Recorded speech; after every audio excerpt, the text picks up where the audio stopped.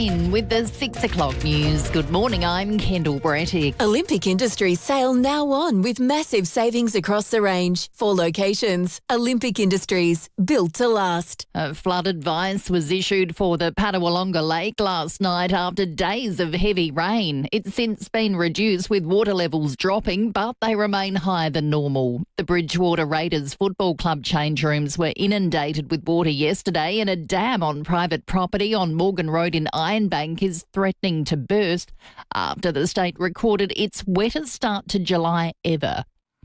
A man has been pulled alive from beneath a collapsed car park in Venezuela 8 days since twin earthquakes devastated the country. Foreign rescuers spent 100 hours digging to free the security guard who was on duty when the quakes hit after hearing faint cries for help. Nearly 2,300 people have been killed in the disaster and tens of thousands are still missing.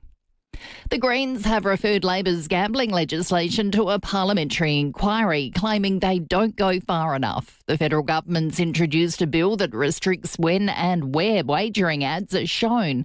It also includes measures to limit children's access to online gambling. But Greens Senator Sarah Hanson-Young argues the laws should completely ban betting commercials. It falls so short of what is needed to protect Australian families, to protect people from being targeted by gambling advertisers who just want to profit off people's misery and addiction. The Christian Brothers religious order has been granted a moratorium on payouts to child sex abuse victims. A Supreme Court judge has accepted the church's argument it risks running out of money. The court previously heard it's been losing almost $2 million a week since October.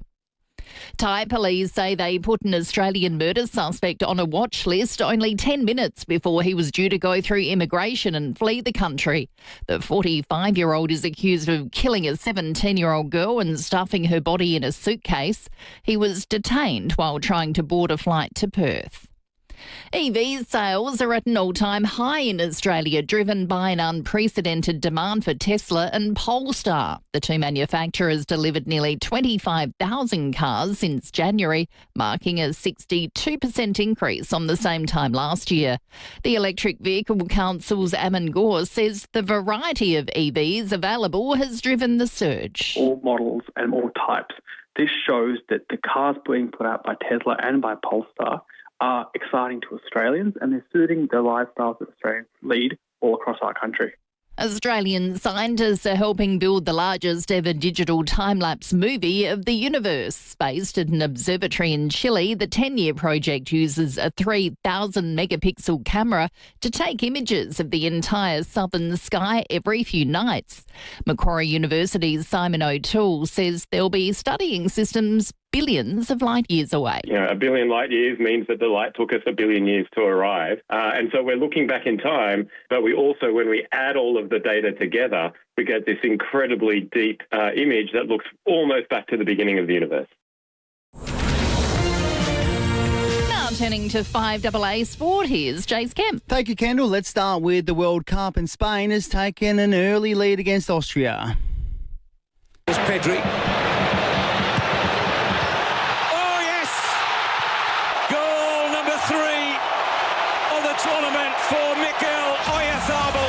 Yeah, great stuff. It's currently 2-0 in the second half. Later this morning, Ronaldo will take the pitch when Portugal face Croatia. To football, the Crows will take on the Eagles in Perth tonight. Adelaide has made one change. Isaac Cumming has been dropped with Toby Murray back in the side. Meanwhile, Brisbane has sent Geelong tumbling out of the top four. Julian Marcus reports. It was an 8-1 opening quarter, which set up the Brisbane Lions' 22-point win at GMHBA Stadium. For the Lions, it's their fourth consecutive victory, and Kyle Lohman was the standout with 5 goals, 3 each for Logan Morris and for Zach Bailey. While Patrick Dangerfield's 5 goals weren't enough to prevent Geelong from losing their 4th game out of 5 and go tumbling out of the top 4. Alex de Minaur is through to the third round at Wimbledon with a straight sets win. No such luck for James Duckworth and Maya Joyant, who bowed out in the second round. Daria Kastakina faces Naomi Osaka later tonight. And that's the 5AA Sport. On the 5AA forecast, a shower or two and 15, a possible shower on Saturday, also 15, then cloudy on Sunday and Monday, tops of 15. At the moment, 11 on 5AA, aways Adelaide. Introducing Geely Mawson Lakes.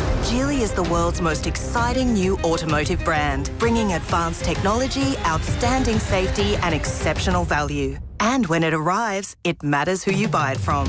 At Geely Mawson Lakes, you'll find an experienced team, the right vehicle with the right deal and advice. Backed by a trusted South Australian dealership group, we're proud to bring this new range to Adelaide's north. Geely Mawson Lakes, your new Geely destination, just a short drive from the city. When you order Coles Click and Collect, you can stay cosy for longer this winter because we'll collect all your groceries and bring them to your boot. Shop Coles Click and Collect online or in the app. Min spend $50 excludes rapid click and collect. Direct to boot available in select stores only. T's and C's apply. What happens after Happily Ever After? This August, step into Stephen Sondheim and James Lapine's 3-time Tony Award-winning musical, Into the Woods. Fairy tales come to life with Cinderella, Little Red Riding Hood, Jack and the Beanstalk, Rapunzel, and a baker on a quest that changes everything. Starring 4-time Logie Award winner, acclaimed actor and singer Hugh Sheridan. Experience music, magic and mystery. Playing August 22nd to 29 at Her Majesty's Theatre for 4 shows only. Book now through State Opera South Australia. Living with diabetes? Ditch finger pricks with Freestyle Libre, the wearable sensor that monitors glucose levels straight to your phone. Trial it now for only $15 at freestylelibre.com.au. T's and C's apply. Follow directions for use. Knock down, build two with Metro Homes. Move into one and keep the other as an investment. Metro Homes, they do it all for you. Live from Hindmarsh Square, it's 5AA Winter Breakfast. Tom Rehn and Kate Collins. Good morning and welcome to 5AA Breakfast. It is the 3rd of July. It is Happy Friday, and that means Meat Tray Friday. We've got so much to get through today. We are looking forward to it. World Cup fever is well and truly upon us. We're less than 24 hours away from the Socceroos. The Crows are on tonight. The weather looks like it's slowly improving. And like I said, we've got a meat tray to give away as well as I welcome in Kate Collins. Kate, happy Friday to you. Happy Friday to you, Rennie. It's great to be here. And we've got a big show, 8 minutes past 6 o'clock. And we have got to find a theme, Kate, to give away our Meat Tray Friday today, don't we? We do, but I've got an idea. Okay. I think this is Good. this is what we should be doing. There were some fantastic words that were entered into the Oxford English Dictionary. They add slang words all the time every year, you know, words that have just made it into our vocabulary that we love to use. And these ones were real clangers. This year we had yeah, nah, donkey vote, and checkout chick. Is there anything more Aussie than checkout chick? But yeah, nah, that's one that we... That's a sporting one that I've heard time and again. In fact, I probably start using it because I've heard it so often. I know, it's just embedded in our brains. But they've been added to the English Oxford English Dictionary. So I guess this morning a great thing that we'd love to know from you is what would you add in terms of Aussie slang? What Aussie slang word would you add to the Oxford Dictionary? I like for it. the meat tray. Okay, so another, give us another great Aussie thing. Yeah, give us your best suggestions, folks. 8223 0000 is the number. We want to give away a meat tray today. Thanks to Olga's Fine Foods. Thanks to Olga's Fine Foods. They do a wonderful job, by the way. I've been lucky enough to meet the family and cook a few barbecues with them, and it is just the best. So that is going to be well worth winning. But give us a call, 8223 0000. What Aussie words, Aussie slang words would you add to the Oxford English Dictionary? We'd love to get your thoughts. 8223 0000, or you can send us a text 0448 08 13 95. So we'd love to hear from you throughout the morning. We'll give that away before 9 o'clock. Kate, a big show though coming up today. I think it's the wettest start ever to July. Correct. I think that is it. Yeah, it's been. Don't remember this much rain being around at this time. And it's still going, Rennie. I thought that the Bureau said things were easing off, but I woke up this morning, it was still raining. And there's a lot of water around, obviously, as a result. I'm starting to see a lot of things come through on, social media, online, about flooding. People are rocking up, their creeks around their houses are overflowing. football ovals are getting flooded. Yeah. I saw Fitzy posted from Port Noarlunga Oval the other day. It was completely underwater yesterday. They're pumping it out. There's a lot of water around, a lot of extra swimming pools, unexpected swimming pools around Adelaide. Yeah, so we'd also love to know, is the creek overflowing near you? Mhm. Have you had a bit of flooding? Certainly a lot of water around at the moment. Yeah, so give us a call or send us some pics and we'll try to show them on the 5AA Facebook and YouTube live stream. We'll get those pictures up throughout the day. Step up to end homelessness. Walk a mile in my boots. Register or donate today. walkamile.org.au. We'll talk plenty of things, Socceroos and also the Crows. How are you going to manage your sleep tonight? We'll talk to an expert. I think I'll try and pinch a nap in between, Kate, but it's not going to be long. It's going to be difficult. That's the debate, though. Do you pull an all-nighter and just stay up? 3:30 is the Socceroos wake up, so you've got to be ready to watch them by then. I don't know if I've got an all-nighter in me anymore, Rennie. I just don't know if I could do it. I think I'd try and end up falling asleep anyway, so maybe a forced nap in between there for me. Yeah, it's going to be difficult, isn't it? The Crows will finish at about 10:30 our time, so it's tricky. 3:30 in the morning's the worst time, but they do this once every 4 years. And what do you do in between to stay awake, besides the obvious? Well, for me, this is a bit sad. There's a couple of golf tournaments on. Okay, so just more sport. More sport. More sport in between. Yeah. Sport. See, I couldn't read a book or anything like that, watch a No. movie, because I'd just fall asleep. That's the thing. And if I put the golf on, you'd probably fall asleep as well. Absolutely, probably fall asleep then. I don't know, maybe go out for a run in the rain. Yeah, that's not a bad idea. We'll talk all things weather, given there has been so much of it around. We'll chat to the South Australian Police this hour as well. Kate, it's a significant day today. Sadly, 11 years ago, I was actually hosting in this chair when we got the just horrific news that Phil Walsh, unfortunately, had been taken from us. So we'll reflect a little bit on that. 11 years, well, doesn't seem like that long, does it? Does it? I know it's gone so fast, hasn't it? But yeah, it was July 3rd, 2015. My goodness, what a few weeks that was, and what a day that was. So we'll reflect on that. A man gone far too soon. Of course, we'll also hear from Timmy Ginniver just after 7 o'clock this morning. We'll cross over to our 5AA Canberra correspondent, Michael Packey, to get all things politics from a federal perspective. Like I said, a bit going on with regards to the weather. Pete McDonald, an old colleague of ours, going to talk to him about an amazing charity fundraiser he's doing. We've both had a bit to do with it, Kate. Bucky's Beach Relay, which is just a sensational thing that he is doing. So looking forward to that. And we're going to talk to West Adelaide CEO, someone I went to school with actually, Alison Surgeon, just after 8 o'clock this morning too, about some of the issues they've been facing. Fantastic. But we've got some callers on the phone at the moment. We've got Mario on the line from Seaford. Good morning to you, Mario. Good morning. Good morning. You're on the air, Mario. How are you? I'm very good. Rennie, no golf this weekend. Come on, mate. Holding one needed, and you've watched Caddyshack plenty of times. So Yeah. What a great movie. you went out the rain. Do you know what else I like, Mario? Speaking of golf movies, I digress, I'm sorry. Legend of Bag of Ants gets me every time. I'm a big fan of that. Matt Damon's swing's pretty ordinary, but the movie itself I love. Very good. And Tin Cup I quite like too, Mario. Yeah, give me another ball. Yeah, that's what I say whenever I dome one at Teacher Gully on the 6th of the 9th. I said, give me another ball. Hey, Mario, what word would you add to the Aussie slang words in the Oxford Dictionary? I reckon I've heard nearly every footy commentator chuck it into their vocabulary. It's got to be get around him. Get around him, eh? Get around. What a goal. Get around him. Have a look at him. Get around him. I've said that many times, Mario. I'm sorry. That's a good one. That's We a love that. ripper. Thanks for your call, Mario. Vinny from Grange. Good morning, Vinny. Good morning. Before I start, there was another good golf movie.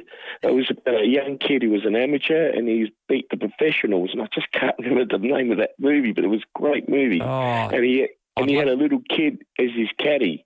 Well, when you think of it, text it through, Vinny, because I'd love watching a good sporting movie, so I'd be Not Happy keen for Gilmore? that. Not Happy Gilmore's a great movie. Stick's a good show as well that's been out recently. I don't know what streaming service, Vinny, but if you're looking for another show, it's with Owen Wilson. It's called Stick. That's not too bad as well if you like your golf stuff. Yeah. Well, guys, the word I've got is, when you're at the football early in the morning, you can freeze your Shirley temples off, I can tell you. That's nice. a good one. Yeah, it's a great one, Vinny.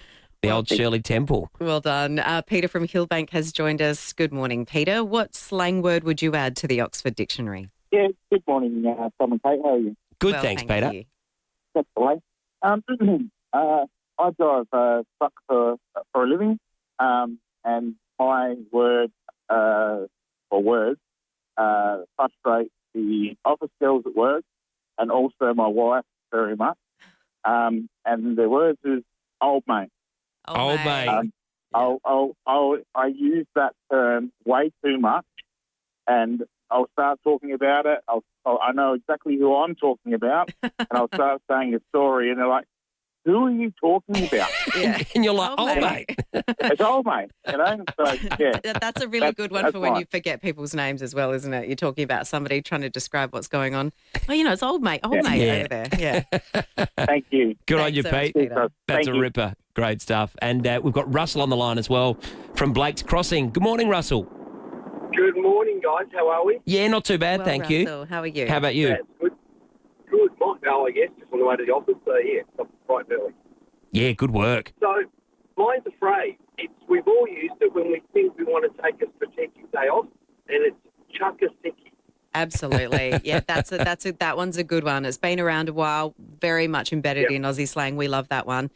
Chuck a sickie. Chuck a Thanks, sickie. guys. Have a great day. You too, Russell. Thank you for your call. Well, he's not chucking a sickie, and neither are you or I. Absolutely. We are here for a Friday, but we're taking your calls all morning for Meat Tray Friday. Thanks to Olga's Fine Foods. We want to know what Aussie slang word you would be putting into the Oxford English Dictionary, 8223 0000, or you can send us a text on the text line 0448 08 1395. And we've had some great contenders already, so keep those calls coming. We're going to give away that meat tray before 9 o'clock this morning. Time for a short break, though. When we come back, we're going to cross over to Hayden Nelson to find out the latest on Flood Watch, and we'll talk some sport with Jace Kemp as we build up towards the Socceroos and also the big game tonight for the Adelaide Crows against the West Coast Eagles. Antique spoons, envelope glue, moss, sea slugs. Men would rather talk about almost anything other than their prostate. That's why Men's Fruit Chocks is donating $1 from every blue pack sold to the Prostate Cancer Foundation of Australia. Buy the pack, have the chat. Adelaide's local, trusted and truly connected talkback radio station. 5AA. Always Adelaide.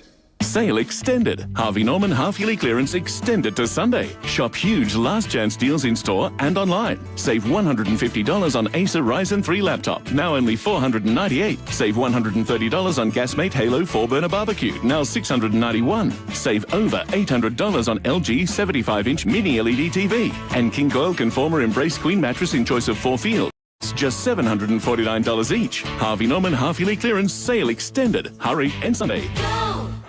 Kids Footy Month, thanks to Coles. Round 16 to 19 of the 2026 Toyota AFL Premiership season. Bring the kids for free. With huge marks and kicks, there's so much to see. Get in on it at kidsfootymonth.afl. Terms and conditions apply. Do you need a little help to keep living independently? Well, Support at Home helps you stay comfortable, connected, and also living well. But knowing where to start and access these services can feel a bit overwhelming. So that's where ECH can help.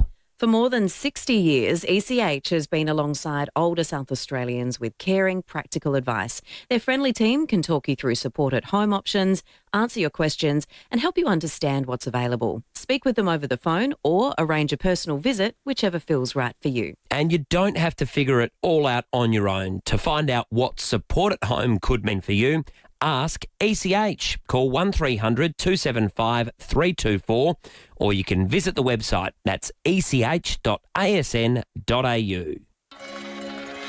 Depression affects millions of Australians. That's why CMAX is on a mission to develop better treatment options. But it can't be done without your help. If you're aged between 18 and 55 and generally healthy, you might be eligible to take part in a clinical trial for depression research. Participants will spend 4 nights at CMAX in Adelaide CBD and get paid for their time. Ready to make an impact on the future of mental health research? Apply today at cmax.com.au. 5AA Breakfast is streaming live right now. To watch, simply head to 5AA on Facebook or YouTube. Knock down, build two with Metro Homes. Move into one and keep the other as an investment. Metro Homes, they do it all for you. 5AA Winter Breakfast. Tom Wren and Kate Collins. 20 past 6 here on 5AA Breakfast. Kate, the calls are coming thick and fast for the Meat Tray Friday. They sure are, asking you what slang words you'd be putting in the Oxford Dictionary. Tony from Glenside, good morning. What would you be adding? Oh, hi. What a fabulous word is stoked. When surfers got a great ride, a great wave, they'd say, I'm stoked. I was stoked. Yeah, that's a good one. Stoked. Yep, absolutely. Definitely good surf language there. Thanks for that one, Tony. Gail from Salisbury Heights. What word would you be adding? Good morning. Yes, good morning, Kate and Tom.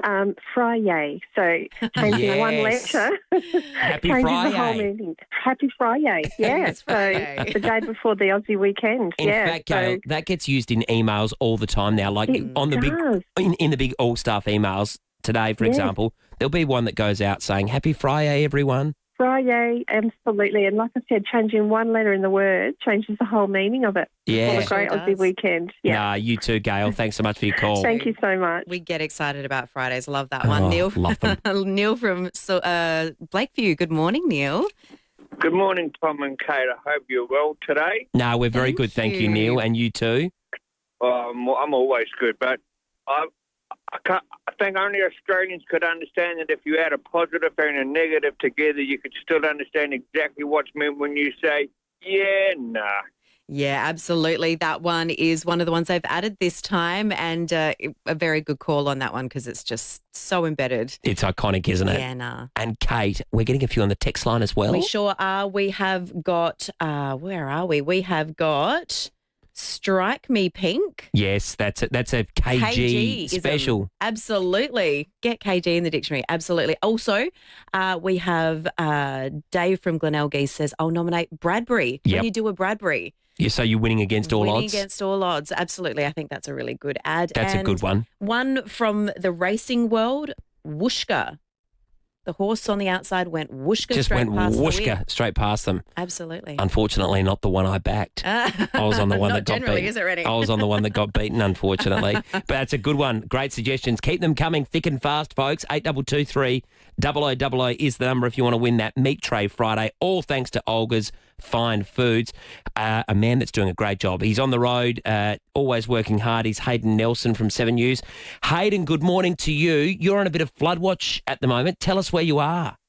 Oh, we certainly are, Tom and Kate. Good morning. We're down at the Padawalunga this morning because of that flood warning, which I think caught everyone by a bit of surprise. A very rare flood warning for the Padawalunga that came through about 5:30 last night, which saw a hub of activity with SES crews sandbagging, roads closed from Adelphi Terrace, and a flood warning which extended really right back to Tapley's Hill Road. So several blocks at least caught up in that. Now, it didn't actually flood, which was some good news for the locals, but they were nonetheless on high alert. They had to move their belongings, their vehicles up to higher ground, fearing that they'd see some flood damage coming through their properties.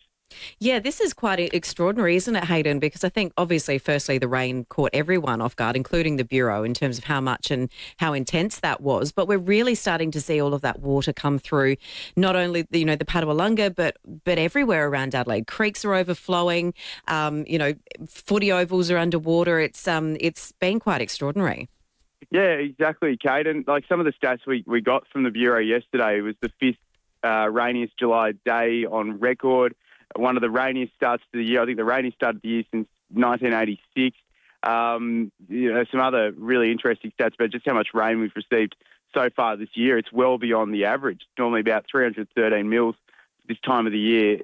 This big rain event has notched it up to 340 mils. I think it's about 60 mils of rain, and right through the hills, as you say.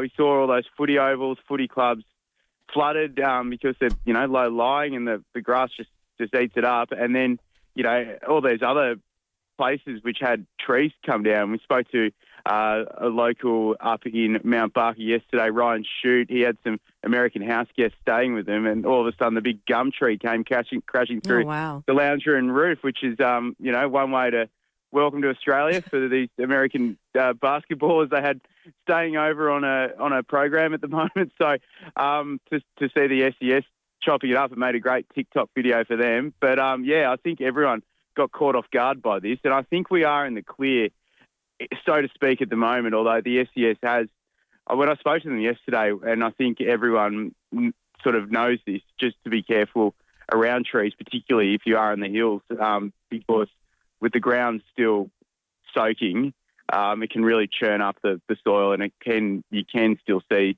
sort of limbs falling off trees as well because of the wind, and also the big trunks getting affected too. Yeah, really good point there, Hayden. Are they expecting much more water to be flowing through? I mean, you say the flood watch with the PAT has been downgraded, but are we still expecting a lot of water to come through from that rain event? Look, yeah, potentially, and they're doing these releases every now and again. So they'll release the PAT, they'll open up the wall again, and they'll release it just to try and keep it at a sort of steady level to stop any sort of flooding. At this stage, we haven't had a warning from the SES about the PAT, but all the creeks, dams, rivers around the city. I think everyone, if you have the ability to the release it, they're doing it, which is what SA Water's doing. But I think there are still a few reservoirs and creeks in the hills which may be at risk of bursting, but that would be very localised. So at the PAT itself, at this stage, no further warning. But nonetheless, I think that is the result of the fact they're able to open the gates and just do some releases overnight. Well, you're all over it. Thank you so much, Hayden Nelson. No worries. From 7 News. Thank you. Across Floodwatch today. Yeah, and Kate, we've been showing some pictures too on the 5AA Breakfast Facebook and YouTube live stream. We'll get those up again a little bit later. You can step up to end homelessness, walk a mile in my boots, register or donate today, walkamile.org.au. But right now, at 27 minutes past 6 o'clock, it is time to talk a little bit of sport with Jace Kemp. Jace, what a 24 hours or what a 12 hours of sport we've got coming up. The Crows into the Socceroos. Perhaps we'll start with the Crows. A huge game for them tonight. Yeah, massive game. Morning to you both. Good a massive morning, game Jace. for the Crows tonight. They face the Eagles over in Perth. They've gone over a little bit early. They've spent the day extra acclimatising over there. They've made one change. Isaac Cumming is out. He's been omitted. Toby Murray goes into that forward line. So you think they go play a little bit taller over there. Big game. You think they'd bounce back after the showdown. A lot riding on it, and hopefully they can get their season back on track. Well, with Toby Murray back, you would think that means Riley Philthorpe less in the ruck and more predominantly as a forward. And I guess the other question too is, with Cumming and Sid Draper particularly, do they fly them back to play in the Sandful? Yeah, potentially. We're hearing that they could fly them back. Isaac Cumming's been named in the Sandful side, so you'd expect they try and get a game into him to get bounced back to some form. He obviously came in for just one round and he's back out again, so you'd think they'd try and get one more game into him at least. Big time. Just get the miles in the legs and, keep that confidence going. He was good last week, Sid Draper, with 25 touches in the Sandful. Miles Bergman back for Port Adelaide in their squad, which is encouraging for Sunday's game. A massive inclusion, a handy defender to have back into your team after spending some time off with a sore toe, I believe he had, an injured toe. So he comes back into that Port side against North Melbourne at Adelaide Oval. North Melbourne, really poor track record at Adelaide Oval. So how many losses there was? I think 14 or 15, Jace, is it? I think. They've never won at Adelaide Oval. It's a crazy record. And they're coming up against a Port Adelaide team who are now really confident off the back of that showdown win. So it's going to be a tough match for them. Jacob Ware, probably the unlikely, player that's going to be omitted from that team. So when they trim that side later on today, you'd think that Jacob Ware might be the unlucky player. Yeah, okay, so we'll keep an eye on that. That's about 4:30. They trim that back. Just watching the World Cup.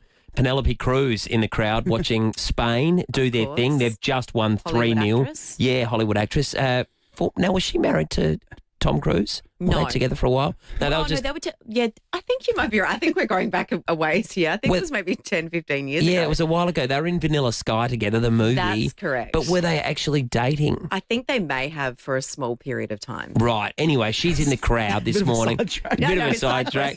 But she's very happy because Spain have just crushed Austria 3-0. So they're through to the round of 16 at the World Cup. Now, Jace, are you going to be getting up at 3:30 in the morning to watch? Oh, potentially. I will. It's going to be... I'll wake you up. Yeah, okay. But, you won't sleep. You're going to do an all-nighter. On the other end of the phone. You've been on radio all week, so you're going to do an all-nighter. Is that how you're going to do it? I think that's what I'm going to do, so I'll be delirious. No, it's a massive game. potentially some bad news. It looks like Mo Salah, the Egyptian superstar, is going to play. Oh, this was always going to happen. Yeah. It was mind games, wasn't it? Totally. He's been seen back at training, so it looks like he's going to line up against That's the what we want. Socceroos. Bring him on. Yep. Bring him on. He'll probably score 4 now, won't he? Just quickly before I go, yes, Thunderbirds, big grand final tomorrow night. They play the Vixens. They beat them in the semi-final. They play them again tomorrow night in the grand final. Hopefully they can get it done. I think it's 3 in 4 years if they win. It's amazing. It's like an amazing milestone for that club. Massive and huge amount of fans heading over. I think 2,500. Yeah, 2,500. They said Taylor Williams. Taylor Williams was talking to us yesterday. 2,500 they're expecting over there.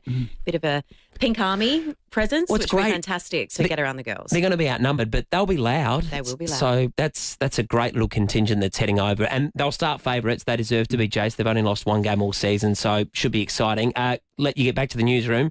Enjoy the Socceroos and the Crows and Thunderbirds tomorrow. Yeah, good luck to the Socceroos. Good stuff. Thanks, Jace. Jace Kemp there in the newsroom. He'll be there shortly with Kendall Brettig. We are right hard up against the news now. We'll be back shortly, folks.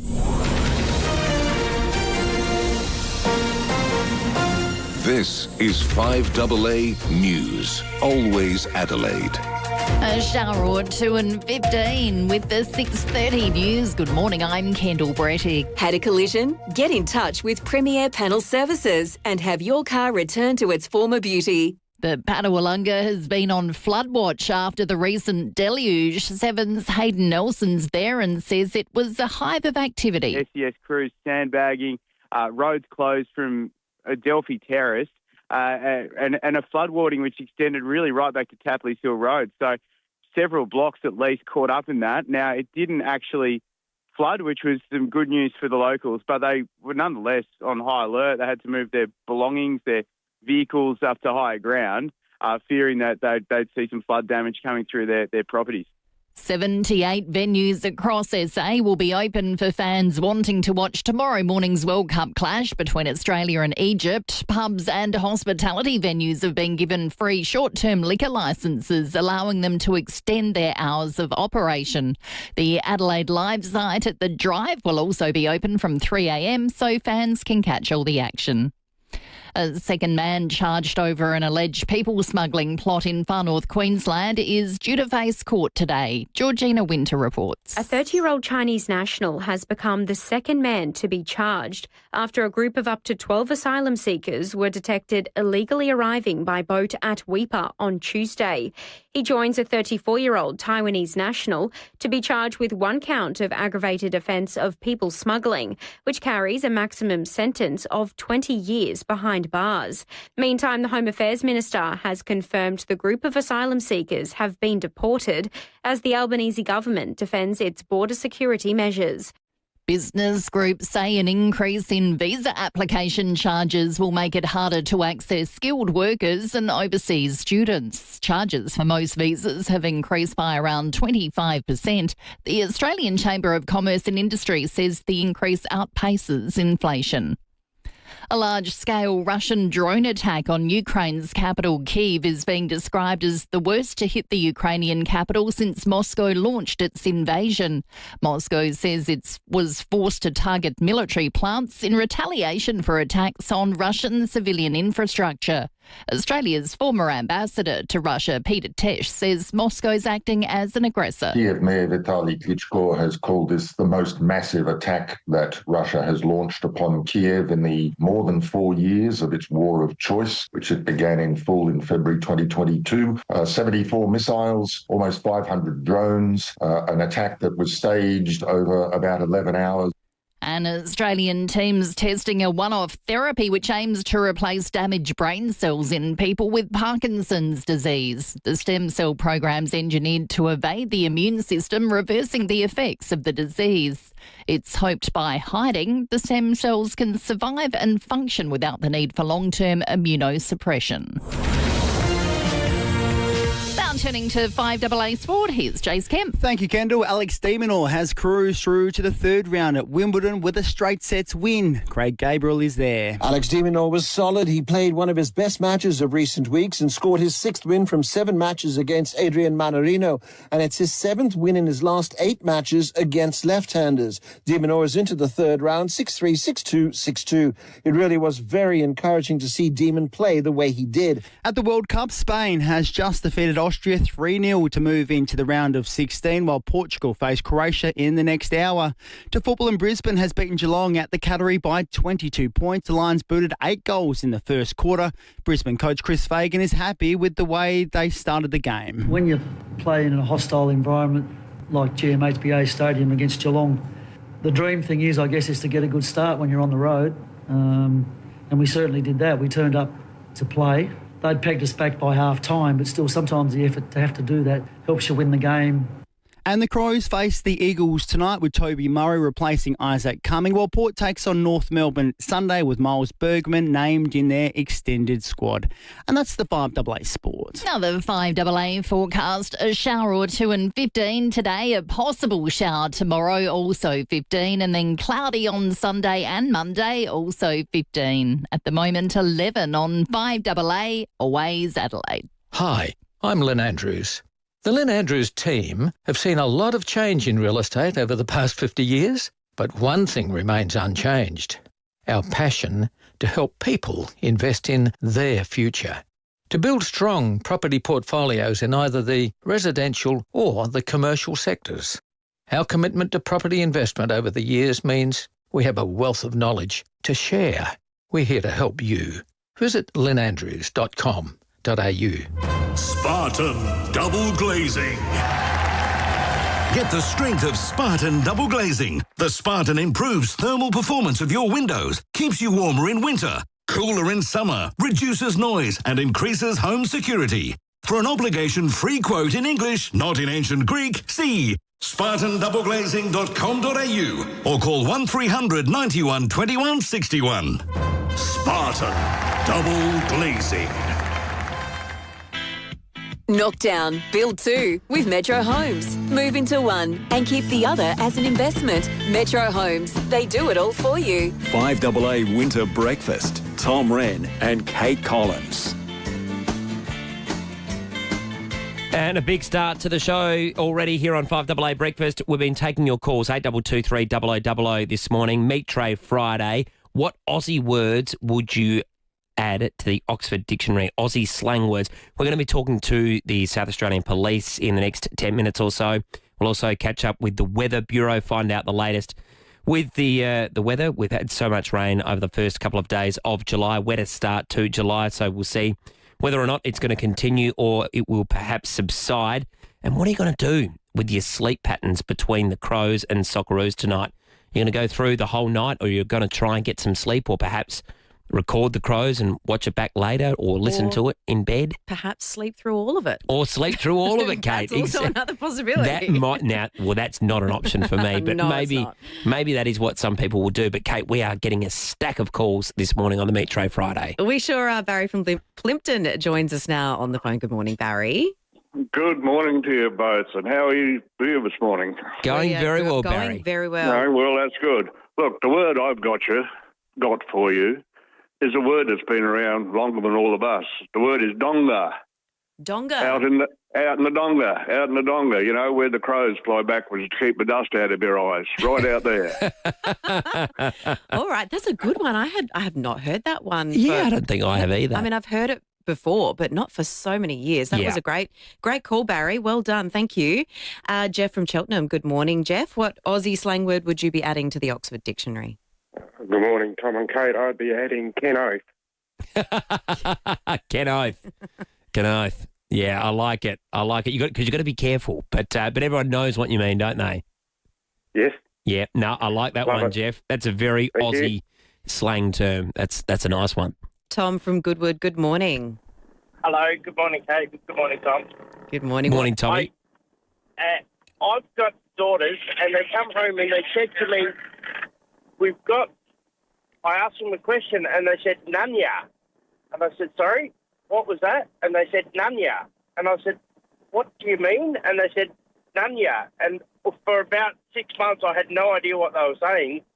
And allegedly it means none of your business. It's just what all the young kids are using, Nunya. And when I ask them a question, where are you going? They say, Nunya. I say, well, have you got a boyfriend? And they say, Nunya. And I said, what's his name? And they say, Nunya. And they won't give me any answers. So that'll probably get slightly irritating none the wiser. None the wiser. That's, a very new entry by the sounds of it, because I haven't caught on to that one yet. Yeah, no, I hadn't heard that one too often myself either, I've got to admit. Let's go to Peter out at Elizabeth Park. Hello, Peter. Good day, Tom. Anyone under 40 won't know what I'm saying when I wouldn't be dead for quids. Yeah, that's a rip. Heard that one more than a few times. That's a great one. It's just when someone asks you, how's your day going, wouldn't be dead for quids. You love it, don't you? That's a... An oldie but a goodie. It's a great one, Peter. Actually, speaking of kids, one that I've heard a lot, Kate, is my boys say skibbity a lot. Yes. When something's good, I think it's skibbity. Yes, it's that, or just 6-7 for no reason. Yeah, 6-7. Oh, goodness. We'll never live that one down, will we? Now, Kate, we're discussing sleep patterns tonight because there's a feast of sport and it's sort of all must listen, must watch, with the Crows taking on West Coast at 7:40. That match will finish about 10:30, but by the time you get to sleep afterwards, you have to sort of digest what's happened. And then the Socceroos at 3:30 in the morning. What are we going to do with our sleep patterns tonight? It's all about whether you can take a decent nap or not in there and what that might do to your body. Joining us on the phone now, Dr. Jessie Parker from Flinders University. Dr. Jessie Parker is a sleep expert, so you've got to tell us, what should the plan be tonight? Is Rennie taking a nap in between, or is he riding it on through and staying up for the Socceroos? Good morning. So I think it really depends on the amount of time between those two matches. So if you've got a very short window of about 1 or 2 hours, that short sleep is probably not going to be very restorative for you. But if you've got a few hours there, it might be good to get a little bit of sleep if you can, maybe just dim the lights and just practice some good sleep hygiene. So just try and make sure the lights are dimmed and that you've got nothing highly stimulating there so that you can get it to rest, because we are very resilient. We can actually cope with mild sleep loss over a short period. The body is quite resilient. But if it's going to be for several days, that's probably not recommended. But I do think that if it's a once-off for those two matches, that's probably a good idea. We all talk about the power nap, there's a magic number around, how much time we should spend having a quick nap maybe in between important things. Is there a magic time for that? Is the power nap what we should be utilising here, or should we be really going for a couple of hours sleep? If we're looking at a power nap, we do have research that shows us that a short nap of approximately perhaps 15 to 20 minutes might be useful for us just to restore us a little bit. But if we're talking a bit longer than that, saying like an hour or two, then that can actually break our rhythm a little bit in terms of our sleep cycle. So we're really just aiming for that short window of 15 minutes if we can't get more than about 3 hours or so. Because I think Rennie's a bit of an expert at the power nap. I've seen you do that a few times at work and in between jobs and things like that. So it obviously does work. But I think you're right, Dr. Parker, because, you can take a bit of a quick nap, can't you? But then if it tips over, if you accidentally keep sleeping a little bit longer, an hour or so, I know I wake up feeling awful. I feel sick, I feel disgusting. So I prefer not to try and nap. And Doctor, just in terms of the optimal amount of sleep we should get each night, what is the recommended time? Is it still about the 8 hours? Is that what people should be aiming for, or is 7 hours appropriate? What's sort of the time that is best suited for people? Yeah, we don't want to be getting too little or too much either, because if we're getting too much sleep, that can also throw us off as well during the day. It's a highly variable window. In fact, there's a small percentage of the population that can actually do quite well during the day on less than 7 hours of sleep, possibly even 5 or 6. But we're talking a very small percentage, like probably less than 3%. The majority of us definitely need between 7 and 9 hours. And it's really good to sort of see how you feel after a certain amount of sleep. And if you're getting 7 hours consistently and you're feeling really good and alert and in a good mood during the day, then that's probably your recommended window. If you're needing more than 8 hours and you're getting 9 hours of sleep consistently and you're feeling good, then that's also recommended too. But some people get 9 hours of sleep and they might feel a bit off during the day, which means they might feel better around 7 or 8 hours. But really that 7 to 9 hour window is about right, depending on the person. And one last question. If you've got something like, staying up for the Crows and Socceroos game coming up, is there such a thing as banking sleep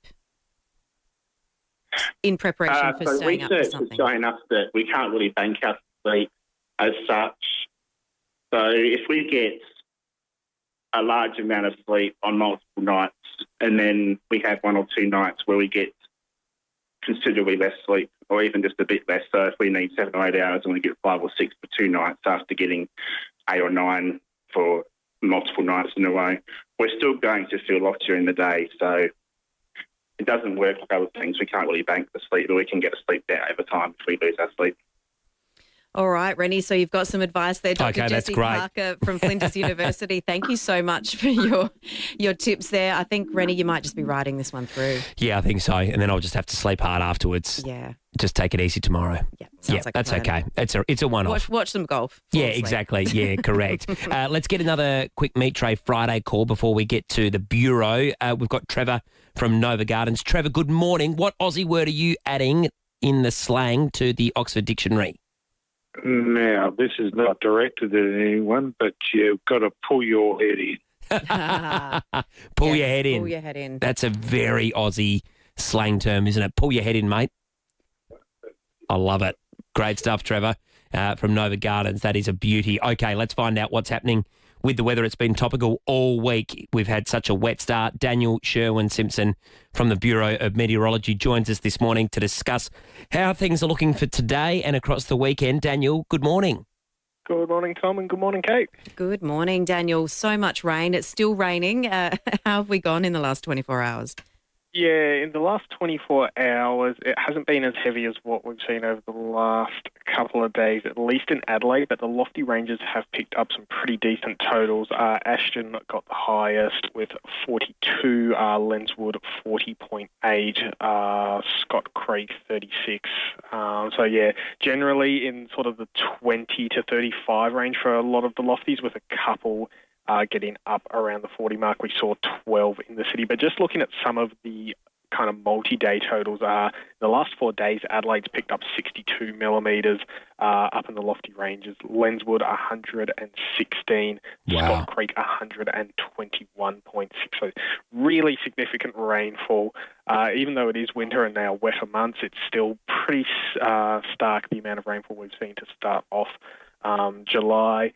If you're sick of the rain, I do have some good news for you. We're going to see a couple of showers coming through, mainly through this morning, and then we should see it start to clear up by the time we get into the evening. And then we're into a much more settled weather pattern heading into the weekend. There's a very slight chance of seeing a light shower about the southern suburbs tomorrow, but in the actual city, it might be a struggle to see that come over the lofty ranges. And then we're really into high-pressure dominated, settled weather. So you'll have a look on the Adelaide forecast. We've got 15 or 16 degrees for the next couple of days ahead.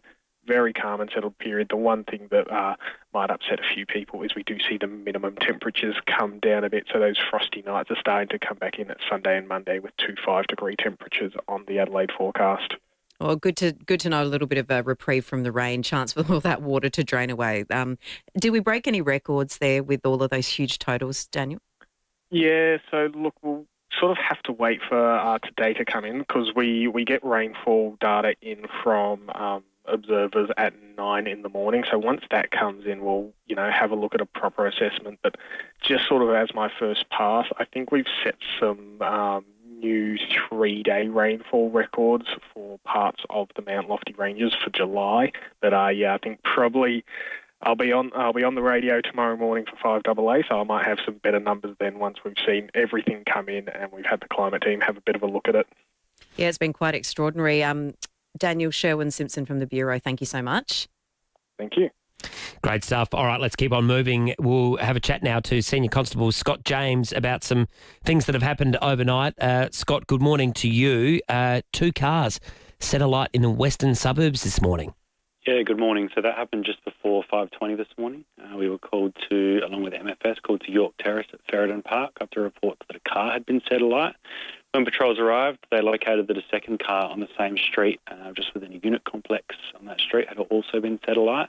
Fire crews were quick to the scene and extinguished the fires to both vehicles, but they were both completely destroyed by the fires. Unfortunately, 2 other vehicles within the unit complex were damaged as a result of debris from the fire and the car in the complex. So crime scene investigators are expected to attend that scene today, and we are treating both fires as suspicious and that they are linked. So we're just asking that anyone, while we continue our investigations, if anyone's got any information, any CCTV or any dash cam that may help us, just to contact Crime Stoppers on 1800 333 000. And there's been a suspicious fire at a group of shops in FIVEAA this morning. Yeah, so that was about 1:30 this morning. Police and MFS were called to a group of shops on Bridge Road after reports of a fire. So a butcher shop was engulfed in flames when patrols arrived, but it was quickly extinguished by the fire crews. The fire also caused some minor damage to an adjoining supermarket and barber shop. Fire cause investigators are at the scene to determine how that blaze started. And at this time, we do believe that it was deliberately lit. And again, we're just asking that if anyone saw the fire or any sort of suspicious activity at that shopping centre, which was on the corner of Lincoln Crescent, just to contact Crime Stoppers on that 1800 333 000. And Scott, what can you tell us about a man being arrested after running from the scene of a crash at Woodville South? Yeah, so that was about 12:45 this morning. Patrols were called to the intersection of Port Road and Curtis Road at Woodville South after reports that a vehicle had collided with a Stobie pole. Witnesses reported that the driver was running from the scene. Patrols were quick there and located the suspect nearby where he was then arrested. Following a search of that male, he was found to have possession of some knuckle dusters. SA Power Networks are on scene at the moment, just completing some repairs to power lines brought down as a result of that collision. So just southbound traffic on Port Road at Jones Street is down to 1 lane, just while SA Power Networks do what they need to do. The man, who's a 40-year-old from Queenstown, we charged him with driving without due care and possessing a prohibited weapon, and we may lay further charges pending some drug and alcohol testing, and he'll appear in court today.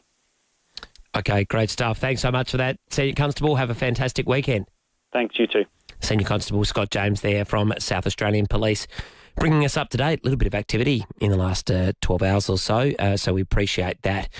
Coming up to 6:52 here on 5AA Breakfast. Time for a short break. Back with plenty more shortly. I was on the streets for 4 years. You would be surprised on what you take for granted. Just as something as simple as a hot cup of coffee, even a clean pair of socks. Step up to end homelessness by supporting Hutt Street Centre's Walk a Mile in My Boots. Register or donate today. walkamile.org.au. I don't know what I'd do without that help. For the first time in Australia, the Everly Brothers and Roy Orbison, starring the Robertson Brothers. And internationally acclaimed Dean Bourne. All the hits from Wake Up Little Susie, Pretty Woman, Walk Right Back, and You've Got It. Come and experience this incredible 2-hour Everly Brothers and Roy Orbison concert. Her Majesty's Theatre, Adelaide, July 30. Barossa Arts Centre, October 16. Well, if you haven't had a proper night out in ages and you still remember hitting the dance floor to anthems like Hot Stuff and Blame It on the Boogie, this is the show for you. It's Boogie Wonderland, created by the team that brought you hit shows like Fawlty Towers and Dancing Queen.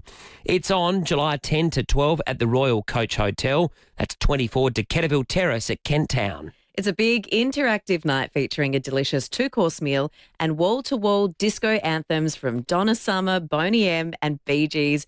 Many, many more too. From YMCA to I Will Survive, the hits just keep on coming. Sounds wonderful. Boogieland, the disco show, July 10 to 12. That's at the Royal Coach Hotel, 24 Decaturville Terrace at Kent Town. Tickets at royalcoach.com.au. Antique spoons, envelope glue, moss, sea slugs. Men would rather talk about almost anything other than their prostate. That's why Men's Fruit Chocks is donating $1 from every blue pack sold to the Prostate Cancer Foundation of Australia. Buy the pack, have the chat.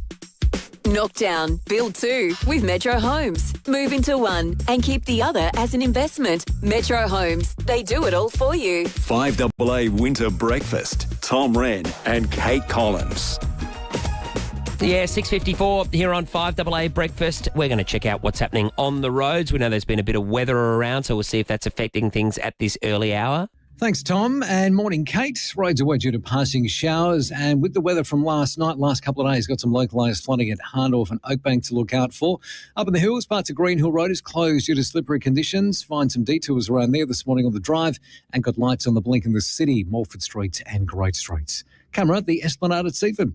The savings keep coming at Anaconda Stock Take Sale. Enjoy 50% off selected mountain designs and clothing. Ends Sunday, July 19. Play more, pay less at Anaconda. Adelaide's most accurate traffic on 5AA. Great stuff. All right, well, we've been talking, Kate, all things Aussie slang this morning, haven't we? We've got some new entries into the Oxford English Dictionary. That was yeah nah, donkey vote, and checkout chick, which is my personal favourite of the three. All made entries in. We add these words every year from our vocabulary that's uniquely Australian. So to talk to us more about this, Kate Burridge joins us now, Professor of Linguistics from Monash University. Top of the morning to you, Kate. How are you? Well, thank you. Top of the morning to you too. There's so many great entries that we see every year make it into the Oxford English Dictionary. What are your thoughts on this year's trio? Well, they're following a trend, aren't they? I think it wasn't that long ago when they added, things like grogging on and no wuckers and no furries.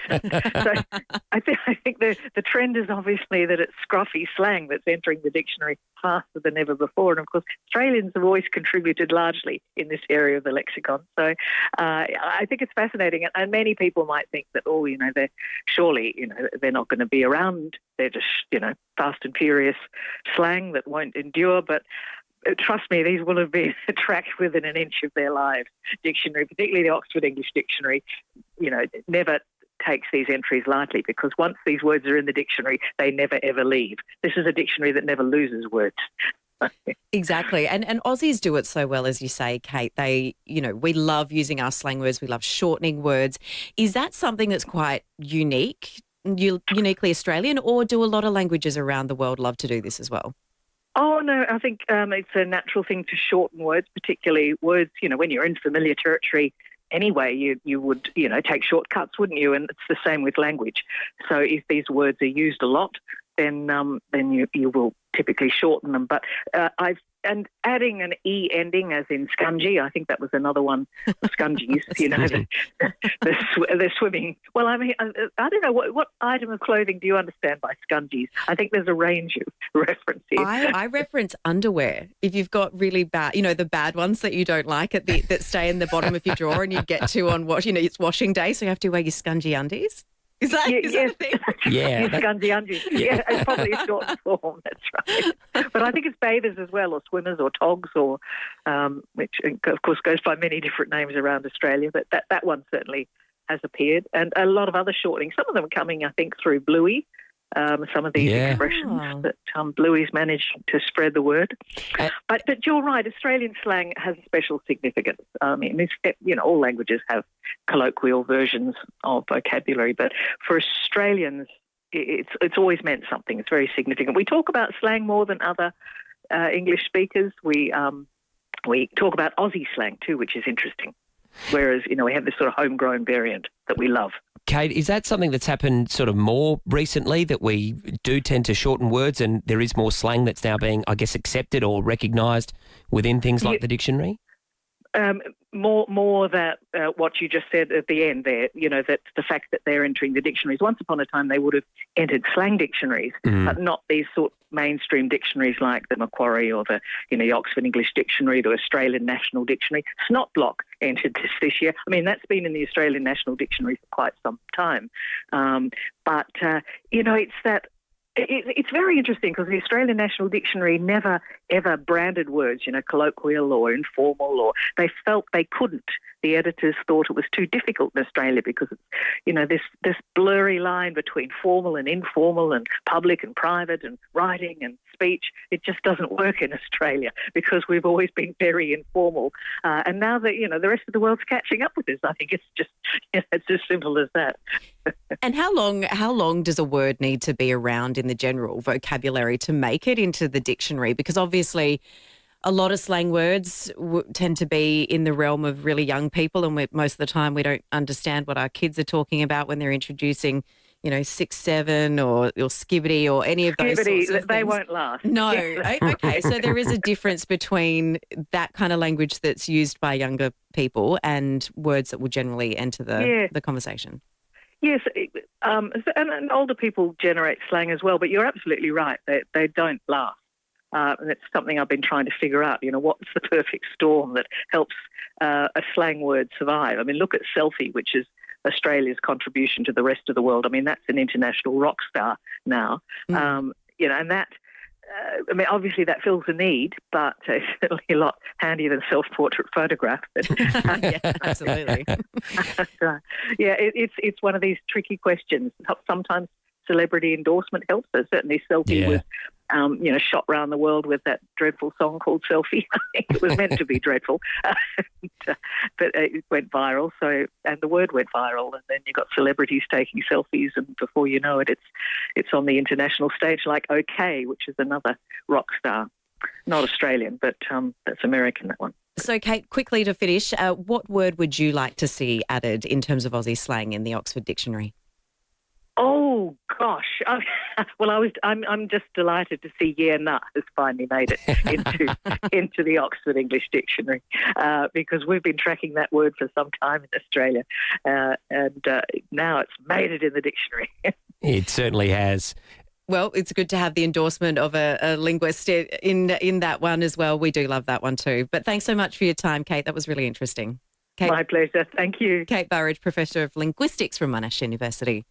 5AA Breakfast is streaming live right now. To watch, simply head to 5AA on Facebook or YouTube. The latest local, national and international news for South Australia. This is 5AA News, always Adelaide. A shower or two and 15 with the 7 o'clock news. Good morning, I'm Kendall Brettig. Need a crash repairer you can trust? FIVEAA Panel Services delivers expert care to you and your vehicle.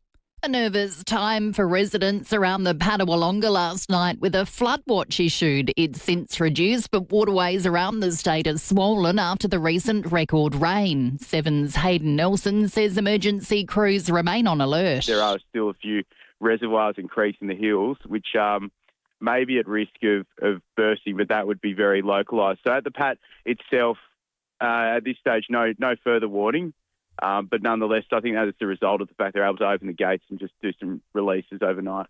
Foreign rescuers have spent 100 hours digging through the rubble in Venezuela to pull a man alive from a collapsed building. He was working as a security guard in the basement of a shopping centre car park when the quake struck 8 days ago. His wife says it's a miracle he wasn't hurt. A group of shops were targeted by an arsonist at Paraka overnight. Senior Constable Scott James says the blaze broke out on Bridge Road. The butcher shop was engulfed in flames when patrols arrived, but it was quickly extinguished by the fire crews. The fire also caused some minor damage to an adjoining supermarket and barber shop. Fire cause investigators are at the scene to determine how that blaze started, and at this time we do believe that it was deliberately lit. The World Health Organization claims the hantavirus outbreak, which struck passengers on a cruise ship, including a number of Australians, is now over. The final contact of a person exposed to the virus has completed their quarantine, tested negative and returned home. No further cases have been reported since late May. There's renewed hope in the fight against motor neurone disease after the University of Queensland collaborated with overseas experts. Alex Riddell reports. A new drug could allow MND to become a manageable disease for patients. News Corp reports the drug known as R8Y is on track for testing in patients within 5 years. University of Queensland researcher Professor Trent Woodruff says the medication provides a unique tool to study certain immune cells in detail to offer better management of the disease. The breakthrough has received essential funding from Fight MND, the charity co-founded by the late Neil Danaher.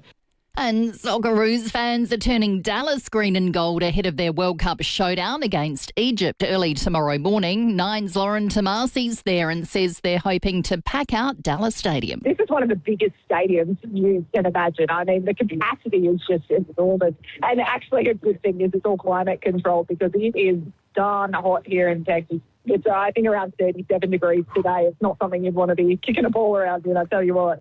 And 78 venues here in SA will be open late for fans wanting to watch the clash. The Adelaide Live site at The Drive will also be open from 3 a.m. And now turning to 5AA Sport, and Jace Kemp, will you be down there? Oh, I certainly will be somewhere, but probably not there, probably my bedroom. Let's continue with the World Cup, and Spain is through to the round of 16 with a 3-0 win over Austria. Spain sealing the match in the 88th minute. Correa, it's a well-timed run, it's 3. Austria put to sleep. Ronaldo will take the pitch when Portugal face Croatia in the next hour. To tennis, and a mixed bag for our Aussies at Wimbledon overnight.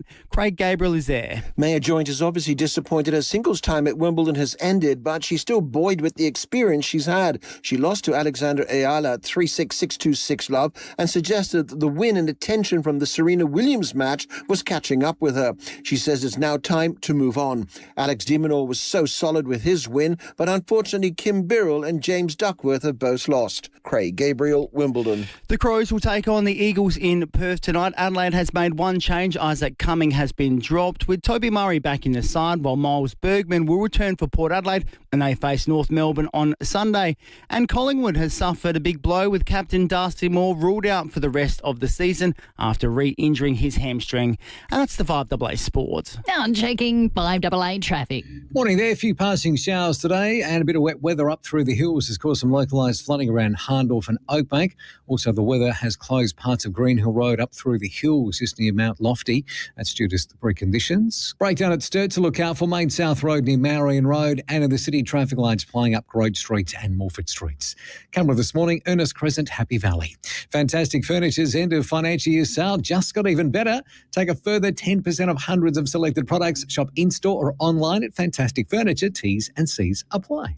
Adelaide's most accurate traffic on 5AA. To the weather, a shower or two and 15 today, a possible shower tomorrow, also 15, and then cloudy on Sunday and Monday, tops of 15. At the moment, 11 on 5AA, always Adelaide.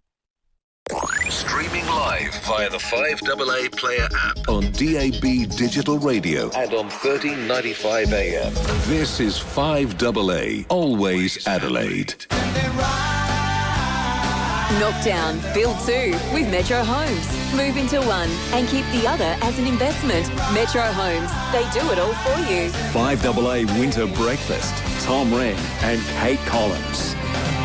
It is 7 minutes past 7 o'clock here on 5AA Breakfast. We are getting plenty of calls this morning, Kate. Meat Tray Friday. Yes, thanks to Olga's Fine Foods. We're asking you what Aussie slang words you'd be putting in the Oxford Dictionary, because we've had a few new entries overnight. Phrases like, yeah, nah, donkey vote, check out, chick. We've been having some really good ones this morning. We've had a couple come through on the text line from Terry Esky. Obviously, for your cooler boxes. Yes. Short for Eskimo, obviously, but it doesn't... Might get confusing. It is confusing, isn't it, really? Yeah. That's not what it really is short for. Yes. Peter from Moonta says bludger. We all love a bludger. Yeah. That's what we do well, don't we, Big time. in Australia? We've all met a bludger.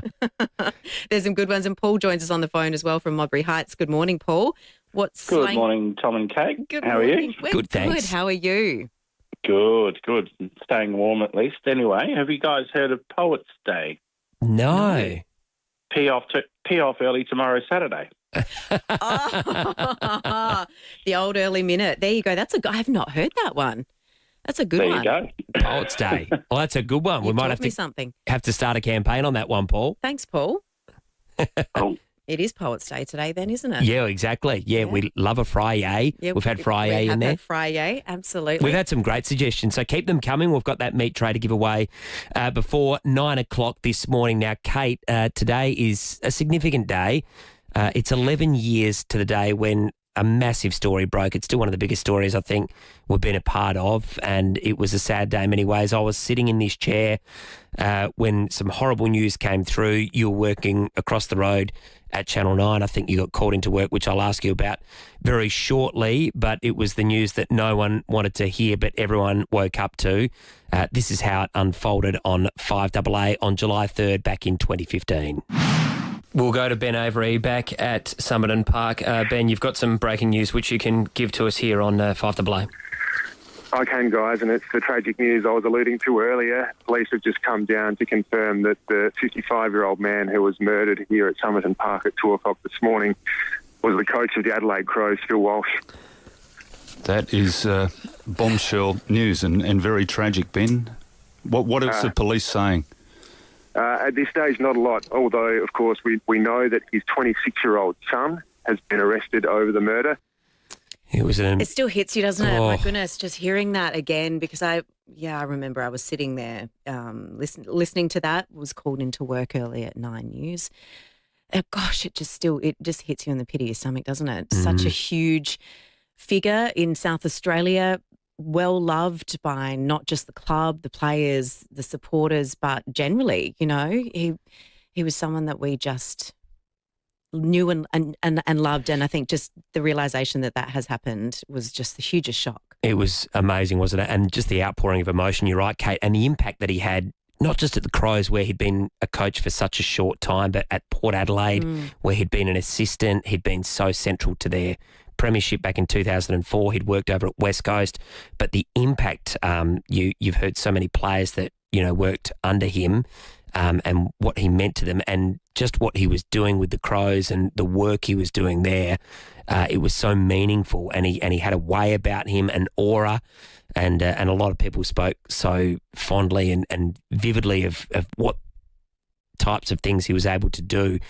And I just remember afterwards, Kate, you would know as well, just the bouquets of flowers that were down at West Lakes and just this overwhelming sense of grief that gripped the state. And I think the wider football community around the country was just phenomenal. Remember, they had the game against Geelong that weekend cancelled. The two teams shared the points.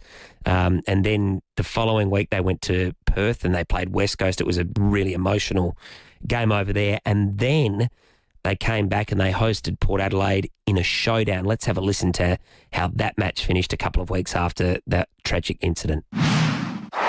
10 seconds if the Crows are going to win in one of the greatest showdowns we've ever seen. Chapman and Kosh in tears in the race. Hear the siren now. It should go in mid-air. What a win! They've got Henderson. Henderson takes the mark. There's the siren at number one. An unbelievable game of footy by the fairest of margins. 3 points. Adelaide sees it alive. Port Adelaide sees you think finished. And Phil Walsh will be so proud of his Chargers.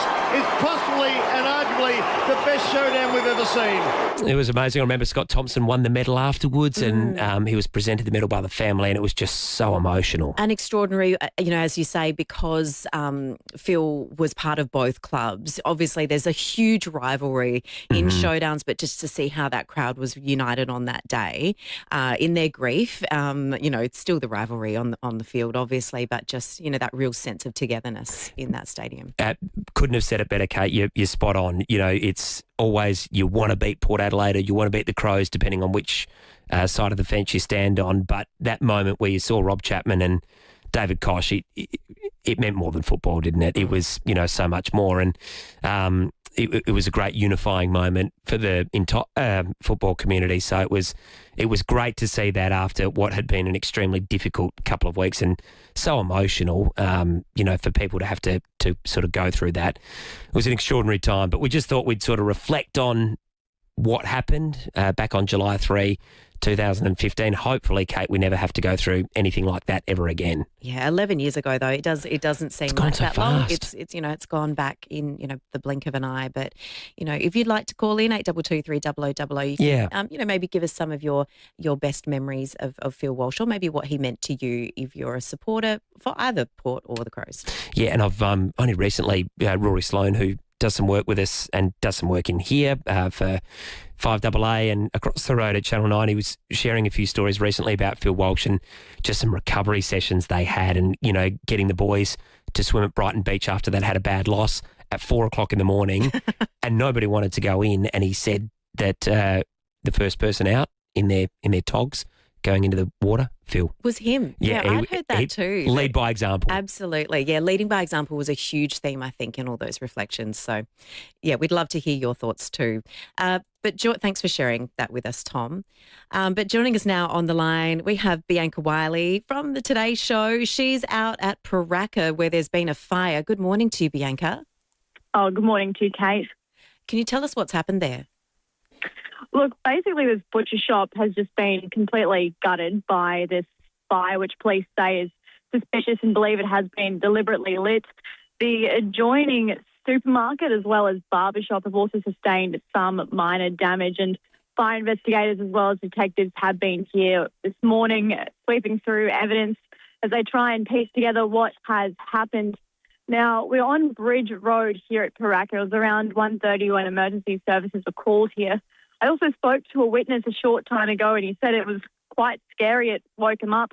He hasn't gone back to sleep. And when the fire came through, it sounded like fireworks. But just looking at this shop, this butcher shop, there's just really not much left. It's a mess, essentially, and you can really smell that burnt smell that's just lingering in the air after a fire. But it's also not the first time that these shops had been hit, as back in November of 2024, a tobacco shop, which was here, was also firebombed, Kate.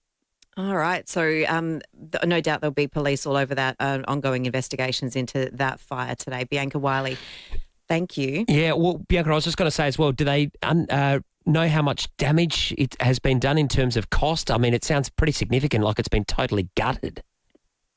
I have to check in with MFS regarding a damage bill, but I can tell you, Rennie, I don't think this butcher's shop will be operating anytime soon. It's a mess. It's gone. Oh, it sounds pretty horrific down there. All right, well, Bianca, we'll follow that story with great interest. Thanks so much for joining us this morning. Thank you. Bianca Wiley there from Nine's Today Show joining us on FIVEAA Breakfast. It is coming up to 16 minutes past 7 o'clock. We're going to check out the traffic now and find out what's happening on the roads. Back with plenty more shortly, including a chat with Timmy Ginniver ahead of a massive weekend of football and also soccer. So we've got a few showers rolling through this morning with that weather over the past couple of days. Some localised flooding at Hahndorf and Oakbank to look out for. Also at Cleanline, parts of Green Hill Road are closed due to the weather and slippery conditions. Look out for detours through there this morning. And urgent electrical works at Woodville, Port Road near Woodville Road. Getting busy South Road through Edwardstown, Cononor with the start of the morning, and a camera Oak Ridge Road at Aberfoyle Park.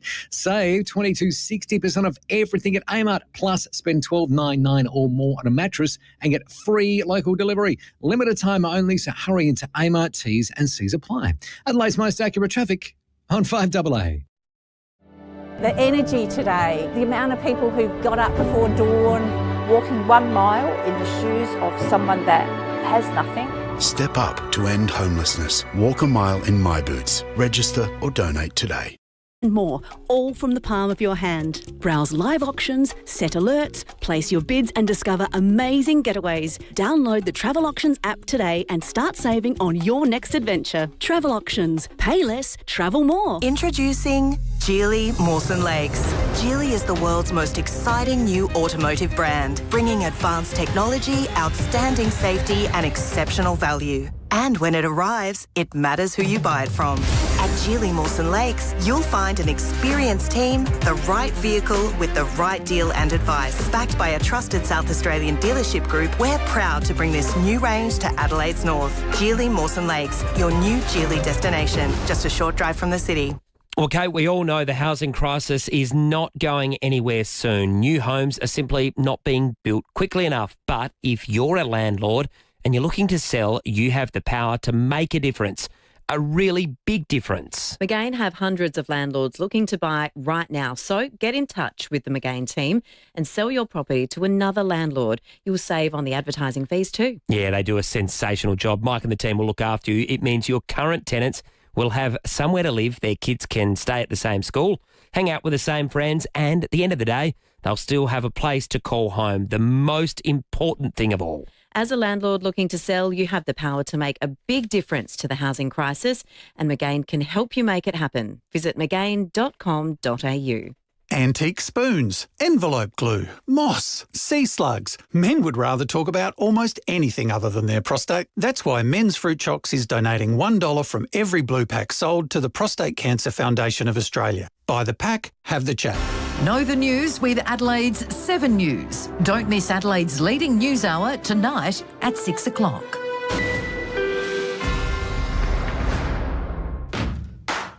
Knock down, build 2 with Metro Homes. Move into one and keep the other as an investment. Metro Homes, they do it all for you. 5AA Winter Breakfast. Tom Rehn and Kate Collins. It is 19 minutes past 7 o'clock here on 5AA Breakfast. Kate, it's Friday. That means we've got a meat tray to give away, all thanks to Olga's Fine Foods. And we've been asking the question this morning, what Aussie words would you like to see added to the dictionary? And a stack of texts are flowing through. They are flowing through. We have got one saying, and this is spelt kind of phonetically on how you'd say it. Righto. Oh, you're going cobber uru. That's a few in one, isn't it? Yeah, that's a few kind of a there. mishmash. Bludger, we do love that one. Thanks, Peter from Moonta. Also, Jeanette from Selleck Speech says, as well as slang words, nicknames are really prevalent, especially around places like footy clubs. Mm-hmm. She says that my Ponga footballers all have nicknames. A funny one, surname is Fox, and he's called Mange. Mange. You know one that you'll hear at every footy club? Macca. Macca. Yeah. Is that the most common nickname? I think so. Macca. I know some Maccas. Yeah, absolutely. I know a few Maccas as well. So, yeah, definitely got a few Maccas. Good work, Kate. All right, let's get out to Phil at Bellevue Heights who wants to join the conversation. Morning, Phil. Okay, Randy, I've got a word you can use after your all-nighter. Yes. Rock Wallaby's Uncle Ted. What's... Can you use that in a sentence? Rock Wallaby's uncle is a roo. Oh, okay. I like it. I'm Rock Wallaby's Uncle Ted. Rock Wallaby's Uncle Ted. There you go. All right. Nice. I like it. Love it. Thank you. Love taking your calls. We'd love to know what your slang word entry would be into the dictionary. I'm seeing if I can find some more here. We've had so many come through this morning. Here we have one. I'm scrolling through Bogan, fair dinkum. Classic ones. They're good ones. They're always just good ones. belters, aren't they? Absolutely. Absolute belters. Now, speaking of a man who is just a part of the furniture and we absolutely love him. And speaking about report cards with distinctions, here's Geneva. Tim Geneva on 5AA Breakfast. He did a brilliant job last week in the showdown. I was lucky enough to call it with him. He copped the barbs all week. Stephen Rowe was so cock-a-hoop. He thought that Port were going to get belted, and Timmy just, he took it on the chin. He was very classy, and then gracious even. And he didn't even gloat afterwards either. Timmy, good morning to you. You were sensational the way you were able to put up with Rowe the other day. We absolutely loved the way you did it. It was a great effort from you. We're just trying to get that line up at the moment with Timmy. So here we got you now, Timmy. What a win it was for the Power. Oh, g'day, Cobbers and Sheilas. How are you? Well played. I tell you, our slang and our language is unique, isn't it? There's no doubt about that. Years ago, be 30-odd years ago, the wife and I went overseas, and one of the places we went to was New York. And my mum's from South America, so she had some relatives who had emigrated into New York and were living in the Bronx. So we actually stayed with them, my wife and I, in the Bronx, and it was one of the greatest experiences because not known for its tourism, let me tell you that. So we arrived, and the first day they took us, they said, do you want to go and buy some, and back this out long ago it was, do you want to buy some Levi's and some Reeboks? We said, yeah, bloody oath, let's go. So we went down to the shop, and I remember the wife was ecstatic because ground floor was all females, and she's ruffling through the jeans and basically said to me, get out the way. And so I went up to the counter and I looked at the lady and I said, I thought I could see her looking at me thinking, what are you doing here? And I said, oh, g'day, love. I said, listen, my missus is over there looking through the jeans, but it's got all Sheila stuff. Have you got any bloke stuff? She looked at you like, what language are you talking? She said, where are you from? Sorry, sir, I don't speak Spanish. Oh, it was hilarious. But they just dropped everything, ran to me and just wanted to hear me speak. They had never met an Australian. It was incredible. Wow, that's I got outstanding. treated like a king. It was amazing. That's it was so good. Did you get any stuff there, Timmy? Did you buy any clothes? Did I? What? The jeans were $20. No way. Yeah. It was cheap as chip stuff, so it was just fantastic. Just loved it. It's so embedded. We just can't even help but use slang all the time that we don't even notice it. Yeah. I think that's the great thing about it. It's great stuff, the Aussie slang. Yes, you're right, though, Rennie. There was a fair bit of Aussie slang happening last week as Stephen, who I think knew that he had a week's annual leave, so was just threw these grenades out there. In fishing terms, he was using dynamite. Yeah.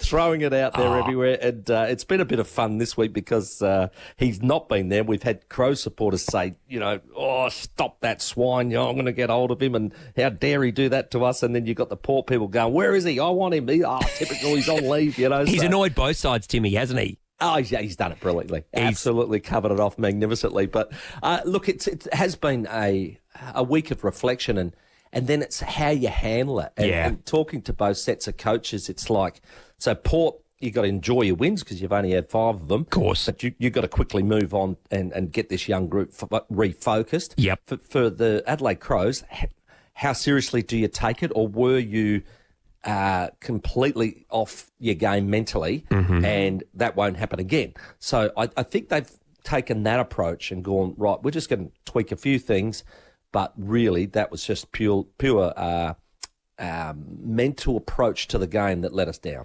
And it'll be fascinating tonight, Timmy, because it feels like Matty Nix this week has almost done what you said and said, you know what, it's a one-off, confident we can respond.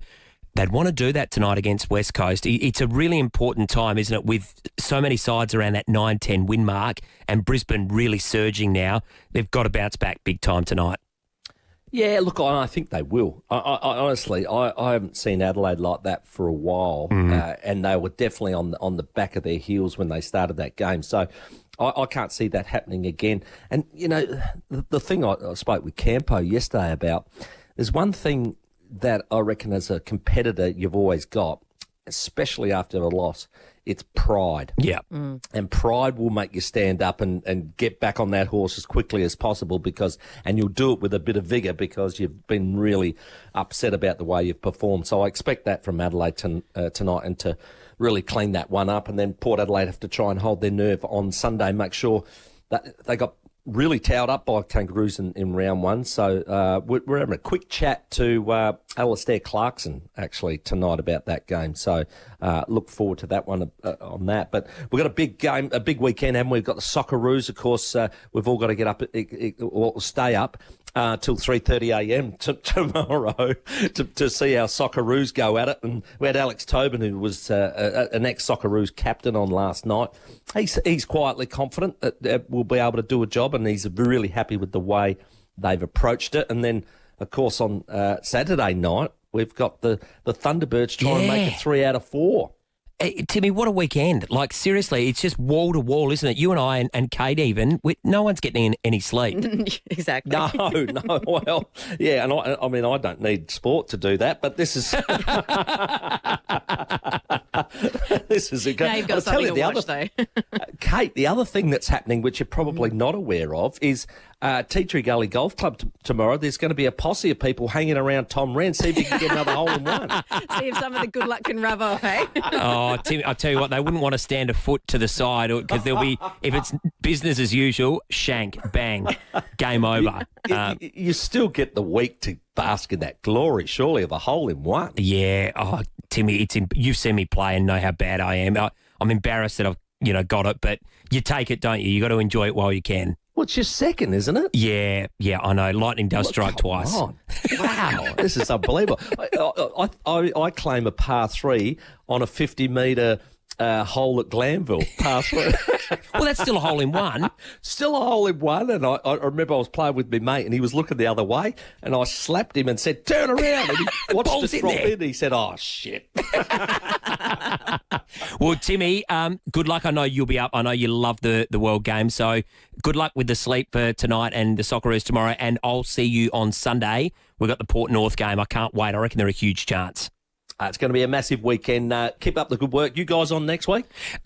I am not. Yeah, Tom is. But Kate will be back in the newsroom. I will be back in the newsroom next week. All right. Well, behave yourselves. Have a great weekend. Uru. You too, Timmy. Timmy. Yeah, Uru. That's a ripper, isn't it? Meat Tray Friday. Let's get one more Meat Tray Friday call before we go to the news. Matt from Lyndoch wants to join in. G'day, Matty. G'day, Tom. G'day, Kate. Hello. I reckon Molly Duker. Molly Duker. Yeah. So that's somebody who... I'm a left-hander. A left-hander, yeah. Right. My Charlie's a Molly Duker. Yes. Yeah. Yeah, my bloody Eddie's good a Molly people. Duker. Yeah, Matty, you're obviously a lefty. I love watching lefties. Lefties always look a bit more classy, I reckon. Any sport. You reckon? I think so. Like golfers, left-hand. I haven't seen a bad left-handed putter. They all putt well, lefties. Good on you. So you have a lovely day. Yeah. Good on you. You too, Matt. That's a really good one. Yeah, Molly Duke is a good one. Molly Duke is a ripper. Yes. Yeah, I love it. All right, well, let's get to the news, and we'll be back with plenty more coming up after 7:30 news with Kendall Breddick and Jace Kemp.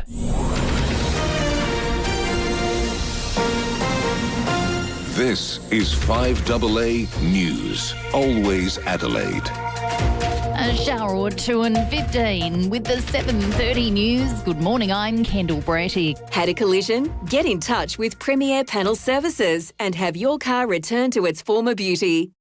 Flooding has caused problems across the state after record July rains. A flood warning was issued for the Padawalonga Lake last night, but it's since reduced, while a driver had to be rescued from a car on Winery Road at Finnis after it became stuck in floodwaters. Daniel Sherwin-Simpson from the Weather Bureau says the worst of it's now over. The last 24 hours, it hasn't been as heavy as what we've seen over the last couple of days, at least in Adelaide, but the lofty ranges have picked up some pretty decent totals. Ashton got the highest with 42, Lenswood 40.8, Scott Creek 36. Police are investigating a suspicious fire at a group of shops at Paraka this morning. It broke out on Bridge Road around 1:30. A butcher shop was engulfed in flames, the fire also causing minor damage to an adjoining supermarket and barber shop. Fire cause investigators are at the scene to determine how it started. It's not the first fire at the group of shops. In November 2024, a tobacco shop was firebombed. A second man's been charged over his alleged role in a failed people smuggling venture in Queensland's far north. The 30-year-old Chinese national was arrested at Weipa and will face court today along with a 34-year-old Taiwanese man. Around a dozen asylum seekers have now been removed from Australia. New figures show electric vehicle adoptions accelerating across Australia. Nearly all states and territories have recorded delivery gains of more than 64% over the past 6 months. The Electric Vehicle Council's Eamon Gore says EVs will continue to attract more users as the technology improves. What we've got, like we didn't have years ago, is a range of models and options that mean that you can drive on electric far cheaper than you could a couple of years ago. A booming real estate market has minted 25,000 new Australian millionaires over the past year. The latest global wealth report shows 1.6 million Australians now have a 7-figure net worth, though most of that wealth is tied up in property rather than cash.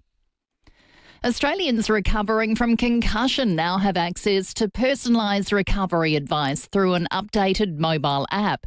HeadCheck now uses real-time data from a national brain injury study to tailor recovery steps for anyone aged 5 or older. Project manager Dr Gemma Keeve says it's a major advancement in a patient's journey. Really specific to their experiences and their symptoms that they're having after the injury. People can get daily tasks that help to guide their recovery and build up their return to activity in a step-by-step kind of fashion. And Taylor Swift and Travis Kelce have donated $26 million to charities ahead of their rumoured wedding in New York. Among the organisations receiving donations are 9 food banks, 7 educational programs, 3 children's hospitals and an animal cruelty organisation. They're rumoured to be tying the knot at Madison Square Garden ahead of the July 4 holiday weekend. Now Now turning to 5AA Sport, here's Jace Kemp. Thank you, Kendall. Let's start with the World Cup, and Spain has thrashed Austria 3-0 to advance to the round of 16. Later this morning, Ronaldo will take the pitch when Portugal face Croatia, while the Socceroos take on Egypt early tomorrow morning. To the AFL, and the Crows will face the Eagles in Perth tonight. Adelaide has made one change. Isaac Cumming has been dropped, with Toby Murray back in the side. Meanwhile, Brisbane has sent Geelong tumbling out of the top four. The Lions booted 8 first-quarter goals to beat the Cats by 22 points. Geelong coach Chris Scott says they struggled to contain the Lions' first-quarter burst. Got a couple of lucky ones, I thought, early. And that gets them up and about, and then kicked a few really good goals, and then we gave them a few, and before you know it, it's 6 or 7, and they end up kicking 8. Alex de Minaur is through to the third round at Wimbledon with a straight sets win. No such luck for James Duckworth and Maya Joint, who bowed out in the second round, while Daria Kastakina faces Naomi Osaka later tonight. And that's the 5AA Sport. Now onto the traffic. Morning there. The odd shower passing through this morning, but still got some localised flooding from all that weather around Harndorf and Oakbank. Also, parts of Greenhill Road are closed through Cleveland this morning due to slippery conditions. And a smash to look out for at Keswick Richmond Road near Railway Terrace this morning. Early morning camera, Grand Boulevard, Seaford. Freedom's absolutely everything on sale has been extended. Last chance to get 60% off absolutely everything. Plus, enjoy free delivery. Hurry, sell in Sunday only at Freedom. Adelaide's most accurate traffic on 5AA. To the weather, a shower or two and 15 today, a possible shower tomorrow, also 15, then cloudy on Sunday and Monday, tops of 15. At the moment, 11 on 5AA, always Adelaide. Great things begin with the right space. A space to work, a space to store, a space to create. Right now, build the space you've always wanted with Olympic Industries sheds, garages and outdoor storage designed for Australian lifestyles. Visit one of Olympic Industries' inspiration centres today and bring your space to life. Start something with the Olympic Industries sale. On now. With Ascend a Life, you can build something bigger with the confidence to see it through. Ascend a Life, protecting Australians' confidence for over 175 years. Always consider the PDS and TMD at ascender.com.au to decide if this product may be right for you. Toop and Toop has nailed it again. They've just been named Australia's #1 large residential agency of the year at the Real Estate Institute of Australia National Awards. And Kate, it's also a great win for their entire team and a reflection of more than 40 years spent helping their clients navigate some of life's biggest property decisions. And they do it with trusted advice, strategic expertise and exceptional results. Bronte wanted us to say that as a family-owned independent agency, he's incredibly grateful to their clients and community for placing their trust in Toop and Toop since 1985. So go to the website toop.com.au to see how they can help you get the very best result. Introducing Geely Mawson Lakes. Geely is the world's most exciting new automotive brand, bringing advanced technology, outstanding safety and exceptional value. And when it arrives, it matters who you buy it from. At Geely Mawson Lakes, you'll find an experienced team, the right vehicle with the right deal and advice. Backed by a trusted South Australian dealership group, we're proud to bring this new range to Adelaide's north. Geely Mawson Lakes, your new Geely destination, just a short drive from the city. Knock down, build two with Metro Homes. Move into one and keep the other as an investment. Metro Homes, they do it all for you. 5AA Winter Breakfast. Tom Rehn and Kate Collins. Nearly 22 minutes to 8 o'clock here on 5AA Brekkie. We're going to be talking all things politics in a moment or so. We'll also discuss a bit more about the rain this hour. We've had the record start in terms of rainfall for July. I think 60 plus in the city, Kate. And hundreds in the hills. Yeah. It's incredible. Around Mount Lofty, we've had well over 100, haven't we? Which is pretty extraordinary. But let's go to one of my old mates, Gary. That's another colloquialism, isn't it? Old mate Gary from Collinswood, who wants to give us a bit of a Meat Tray Friday suggestion. We're talking Aussie slang words that could go in the dictionary. Gary, good morning. Good morning, Tommy. Hey, how are you? Good. Well, thank you, Gary. Your blood's worth bottling. Oh, yeah. Your blood's worth bottling. I like that. Yeah, that means, someone's done a huge favour for you, might have got you out of trouble, and they've gone, above and beyond to help you out. Yeah. They're just a good person. So, yeah. Yeah. Yep. I like that one. Your blood's worth bottling. Good Thanks, suggestion. Gary. All right, Thank you, guys. Gary. Have a good day. You too, mate. Bye. Have a fabulous weekend. Time to talk some politics, Kate. It is, and time to cross to Canberra and FIVEAA Canberra correspondent Michael Packy. Good morning, Michael. How are you? I'm well, Kate. How are you? Going really well. Have you recovered from the midwinter ball? Look, I have, because I actually would argue that the midwinter ball this year wasn't that. I didn't think there wasn't as much of a buzz around it. You know, even in the lead up and even afterwards, it was a bit like, yeah, here we go. Another midwinter ball. But look, it raises a lot of money for charity, and that's I suppose the good thing. But I suppose the whole focus of the midwinter ball is the speeches, and what does Anthony Albanese have to say, and what does Angus Taylor have to say? And these speeches are generally are meant to be off the record, so you can listen to them, but you're not meant to report on them. And look, they're meant to be fun. They're meant to be a bit of a roast. But look, the Anthony Albanese speech, it was okay. He had a few laughs in there and all the rest of it. He got through it.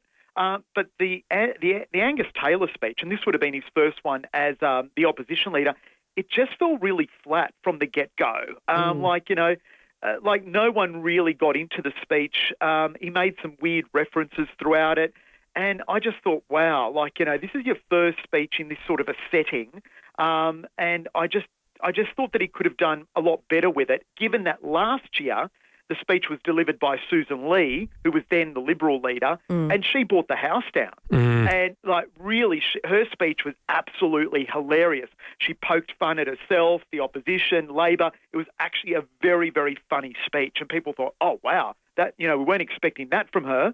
And then, obviously, there were all eyes on Angus Taylor to see what his speech would be like at the midwinter ball. And, it just did not hit the mark. And I don't know why, but it just didn't. It's funny you say that. Kate and I have been lucky enough to be to the local ones here, Michael. And I know people listening might think, oh, well, who cares, at a function. But I think it's good to let your hair down every now and then. They do work long hours. But Peter Malinauskas, we've heard speak several times, and it's just hilarious. He just, like you said, pokes fun at himself and the politics and the way things have worked and campaigns that may or may not have gone wrong. And I think it's a great chance to see that they're actually human. 100%. 100%. Do you That's think exactly what they do. Do you think this is a little bit reflective, though, of where Angus Taylor is generally? Yeah, I do. I do think that. I do think that there's a level of despondency that's now fallen across the Liberal Party, well, at least at a federal level, and I assume that in South Australia it must be too, given that they've, how many seats they lost at the state election. But you can just feel the despondency now within the Liberal Party. Of course, publicly they're not going to say that, but privately you can see it. You can definitely see it. And even on the night of the midwinter ball, as he was delivering his speech, you could just see the colleagues. You could see his colleagues really thinking, my God, what is going on here? He's just not hitting any mark. And I just think that it'll be interesting to see if his leadership now does survive. I think you more than likely will be the leader going for the rest of this year. I don't think they're going to change leader. The other question is who's going to really replace him? Is Andrew Hastie, the West Australian MP, is he ready really to, step up and become leader of the Liberal Party? So I think at the moment he'll survive this, but there are people watching about how he's going to start turning things around. There's absolutely no doubt about that. The next 6 weeks, while Parliament isn't sitting, they call it the winter break, he is going to have to get out there and really start selling an alternative vision. What will the coalition do differently if it were to run the country again, and start convincing voters that they need to listen to what it is that he and the coalition have to say? Because at the moment, they're just being trounced by Labor, and no one exactly really likes Anthony Albanese, but they do see him, for better or for worse, they do see Anthony Albanese as a steady pair of hands, and that's why I think that, Labor's primary vote is holding up. But, obviously the other competition that they've got is from One Nation, who's absolutely eating into that coalition vote across the country. Well, I think maybe Angus Taylor might need to have somebody helping him write the speeches for that tour around the country, but not the same person that maybe wrote it for the midwinter ball, that's for sure. So Federal Parliament on its 6-week break now. What were some of the things that they managed to breeze through before they rose for those 6 weeks? Well, the big thing, and they managed to do it last week, I think they thought that it would take a lot longer. The changes to capital gains tax and negative gearing, reining in those concessions, They have been passed. The Greens basically waved them through. There were some changes that were made to both, not to negative gearing as such, but to capital gains, because obviously there's a lot of investors out there that are worried about these changes. But in the end, the government got the legislation over the line. It kicks in next year, and along with that legislation, people will see another $250 in tax cuts. That's the quid pro quo as a result of these changes, although there's a lot of people out there, and I'm sure there's a lot of FIVEAA listeners that'll be saying, oh yeah, big deal, a $250 tax cut. It'll be eaten up by higher interest rates and higher cost of living. I probably am not going to even see that $250. So, they managed to get that over the line. Clearly what they weren't able to get over the line was an extension to the social media ban. Essentially what the government wants to do, it wants tech giants to be a lot more accountable if they're not kicking under 16s off social media platforms like Facebook, Instagram, X, and all that sort of thing. And if they don't do it, the fines should be doubled to $99 million. They weren't able to get it over the line because the opposition and the Greens basically said, look, there needs to be a lot more work done on this legislation before it's introduced. So at the moment, we're not going to support the extension to the social media ban. The other thing that the government did struggle with, and it looks as though they're going to have to go back to the drawing board, is its policy to rein in gambling ads on TV, radio, and on sporting grounds, on player uniforms. Again, the opposition and the Greens believe that the way the legislation has been drafted is not good, and that they need to look at it again. You've got the Greens that's saying that it needs to go much further, but I think even the opposition believes that it needs to go much further as well. So social media and gambling ads, they did not get over the line. But what the government really wanted to get over the line was its tax legislation, and that has passed. And Michael, in terms of another thing that's been happening, property values have been talked about a lot. They've been going down. Anthony Albanese is trying to turn that into a positive, saying, oh, this is great for young home buyers. Is that going to pass, do you think, with people out there? Is he sort of selling that message and getting away with it? Well, there was some polling out this week suggesting that people were supportive of property prices coming down. But as I say, it's well and good for property values to come down and maybe allowing a few more people into the housing market.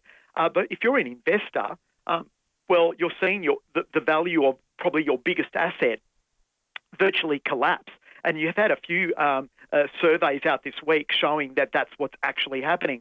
So it's a bit of a two-edged sword. Like, as a young homeowner, you might want to get in there and think, I want to really, buy my home cheaply if I can. However, once you've bought that home, once you've bought that asset, down the track, if you want to sell it, you want to make sure you get all you can for it.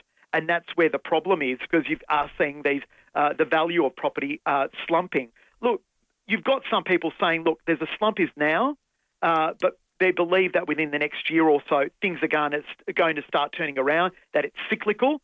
But wherever Anthony Albanese or the government is asked about falling property prices, he just simply turns it around. He said, yep, look, we have seen a bit of a drop in property prices, but we expect that to turn around and property prices will go back up a bit more slowly over the next year or so. And that's how he seems to be able to get around that issue. Turning it into a positive where he can for, those first home buyers or whatever, trying to get into the market. But another party with perhaps a bit of work to do is One Nation. What are your thoughts on what they'll be doing in the break, trying to rebuild their popularity, it would seem? Yeah, look, I mean, they did take a little bit of a hit in the polls that have come out. But to be honest with you, it's not that much of a hit. I would argue that, they're probably going to have to get out there and I think start selling, policy over the next 6 weeks or so. We know a little bit about where they stand on issues like immigration and climate change.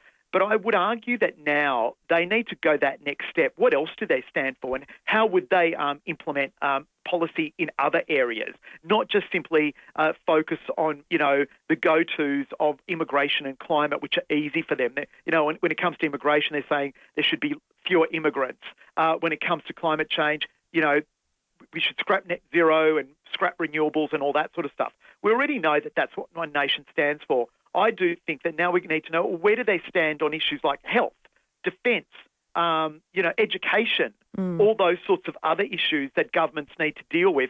What are their policies, and and whatever policies they do have, how would they implement them realistically if they were ever to be in government or ever to be in a position of government. I think that's what people are looking for now, that the more they come under scrutiny, they need to have answers to some of their policies and realistic answers that people can attach themselves to. Yeah, the more bread and butter issues, I suppose, rather than ones that garner a lot of polarisation. But that's right. Thorough as always. Michael Packy, thank you so much for that report. 5AA Canberra correspondent Michael Packy. Thanks for joining us this morning. No problems. Good on you guys. Great stuff, Michael. Have a wonderful weekend. Yeah, he does a great job, doesn't he? So sure does. Comprehensive with everything that is happening over there in Canberra. Let's keep the calls coming, Kate. We've been asking for Aussie slang words that you think should be added to the English dictionary, and we've got a Meat Tray Friday, all thanks to Olga's Fine Foods, to give away. Meredith has given us a call this morning. Hello, Meredith. How are you? Looking forward to your call tomorrow night. Oh, thank you. Now, it will be on Sunday, the Port game, actually. Sunday, 4 o'clock, I think. Oh, you're doing the Port match, I'm doing the Port match. You're not doing the Crows match. Crows night tonight, Meredith. It's going to be Sam Tugwell, Paddy Goldsmith, who is our great producer. He's done a few games on AFL. He does a lot of sample. He'll be calling tonight as well, and they've got Matty Crouch in there as well. So they'll have you covered tonight. So 7:40 the game starts, Meredith. I'll be listening to it. That's for sure. Good. And what word, Meredith, would you like added to the English dictionary? Righto, dibba-dobba. Oh, yes. That's a good one. Heard that so many times. I mean, that's just one from childhood, isn't it? Isn't it? You're a dibba-dobba. He's being a dibba-dobba. Nobody likes a dibba-dobba. Nobody likes a dibba-dobba. That's a great one. Thanks, Meredith. That's Thanks a ripper, Meredith. Have a good weekend. Yeah, you too, Meredith. Thank you so much. Enjoy the Crows tonight. That's going to be a great call. Let's get to the traffic and find out what's happening on the roads right now at 10 to 8. A few passing showers. Take it easy on wet roads. Localised flooding to look out for at Hahndorf and at Oakbank today. Parts of Greenhill Road through the hills are clear and closed due to slippery conditions due to the weather. And a smash at Keswick to keep in mind. A few headaches there. Richmond Road at Railway Terrace. Canberra today, the Esplanade at Seaford to look out for. Amart's end of financial year sale has been extended. Last chance to save 20 to 60% off absolutely everything store-wide. Limited time only, so rush into Amart. T's and C's apply. Adelaide's most accurate traffic on 5AA. The energy today, the amount of people who've got up before dawn, walking 1 mile in the shoes of someone that has nothing. Step up to end homelessness. Walk a mile in my boots. Register or donate today. Credit Union SA was started by teachers, for teachers, and we're still supporting the education community here in South Australia today. Through our Knowledge Counts banking benefits package, we provide special offers, discounts and products for the South Australian education community and their eligible immediate family members. It's our way of saying thank you. Search Credit Union SA Knowledge Counts for more information and to check your eligibility. Terms, conditions and lending criteria apply. The Times Higher Education Sustainability Impact Ratings assess how universities around the world are contributing to the United Nations Sustainable Development Goals. They recognise universities creating change in their communities. And Kate, in 2026, Flinders University is smashing it. They're ranked in the world's top 10 for health, equity, gender equality and also climate action. For 60 years, Flinders has helped people build better futures through education, research and partnerships that change lives. That means supporting healthier communities, creating fairer opportunities, advancing gender equality and taking action on climate change. Now that work is being recognised on the world stage. Which is sensational, and it's recognition of the ideas and partnerships behind Flinders and the real difference they make across Australia and also internationally. Flinders University, ranked among the world's top 10 where it matters most, and they're just getting started. Hi, I'm Lynn Andrews. For over 50 years, the Lynn Andrews team have made it easy for landlords to manage residential and commercial property. From single homes to multiple commercial holdings, our passion for property investment means we have a great deal of knowledge. How to do it safely and properly, matching the right tenant with the right property. Every time. We're here to help you. Visit lynnandrews.com.au. 5AA Breakfast is streaming live right now. To watch, simply head to 5AA on Facebook or YouTube. Knock down, build two with Metro Homes. Move into one and keep the other as an investment. Metro Homes, they do it all for you. 5AA Winter Breakfast. Tom Rehn and Kate Collins.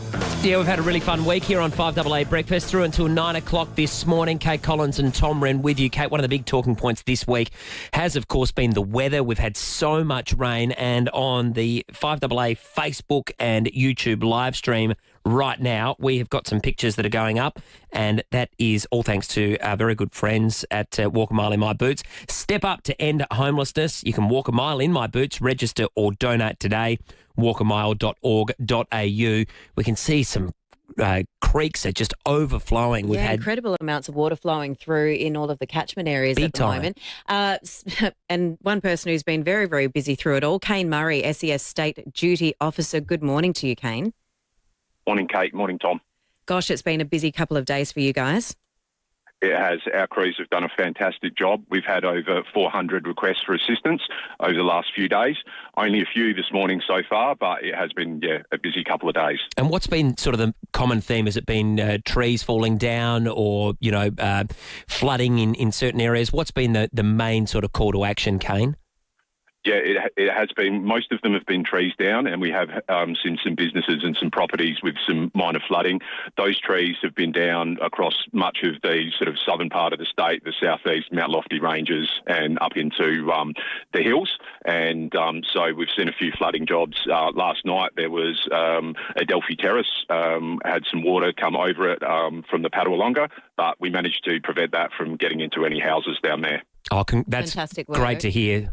A lot of these creeks and rivers, though, they're just so swollen and they're moving really, really fast. Is there sort of warnings, I suppose, for people to be careful around those bodies of water, especially if there's water across the roads? That's exactly right. Yeah, unfortunately, we did see someone last night who decided to drive through some floodwater and they got themselves stuck. Our Swiftwater technicians had to go and rescue them at Finnis. Thankfully, there were no injuries, but it is a timely reminder that if you do see any water over the road, don't drive through it. Because this has been really widespread too, hasn't it, Kane? We're not just talking necessarily up in the hills. We're seeing this right across Adelaide.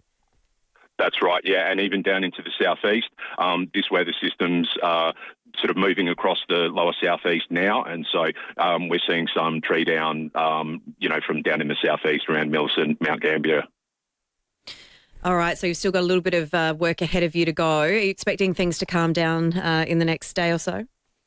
Yes, thankfully we've got a little bit of a break in the weather and our crews will be able to earn a well-deserved sleep, but there may still be some extra sort of things you need to watch out for. Drive to the conditions. The soils are very wet, as you mentioned. Trees can fall. They can drop their limbs at any time. And so, just be aware there may still be debris on the road and some water over the road in places as well. Great advice, Kane. Thanks so much for all of the work that you do and your team. Really appreciate your time this morning. No worries. Thank you. Kane Murray there, SES State Duty Officer. Let's head on over to Tia, who's at the Aldgate Valley Bed and Breakfast. They've got a creek that sort of adjoins their bed and breakfast there, and we've seen some pictures coming through. And again, it's on the 5AA and Facebook, YouTube live stream. Tia, just tell us how sort of things have progressed out there, because we've had a crazy amount of rainfall in Aldgate over the past few days. Yeah, the creek has been so high at the moment. It was about maybe a foot from the top of the bridge. So we've had it very rushing. The same, we've been keeping an eye on it the whole time, seeing what level it's at. It's on the drop at the moment, which is good.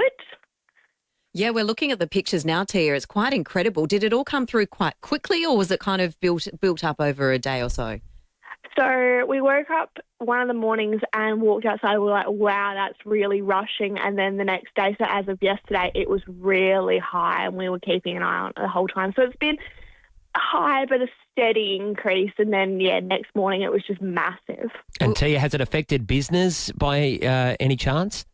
Not us, thankfully. We are set quite far off the creek, thankfully. So we haven't had to worry so much about the water, but other businesses have been.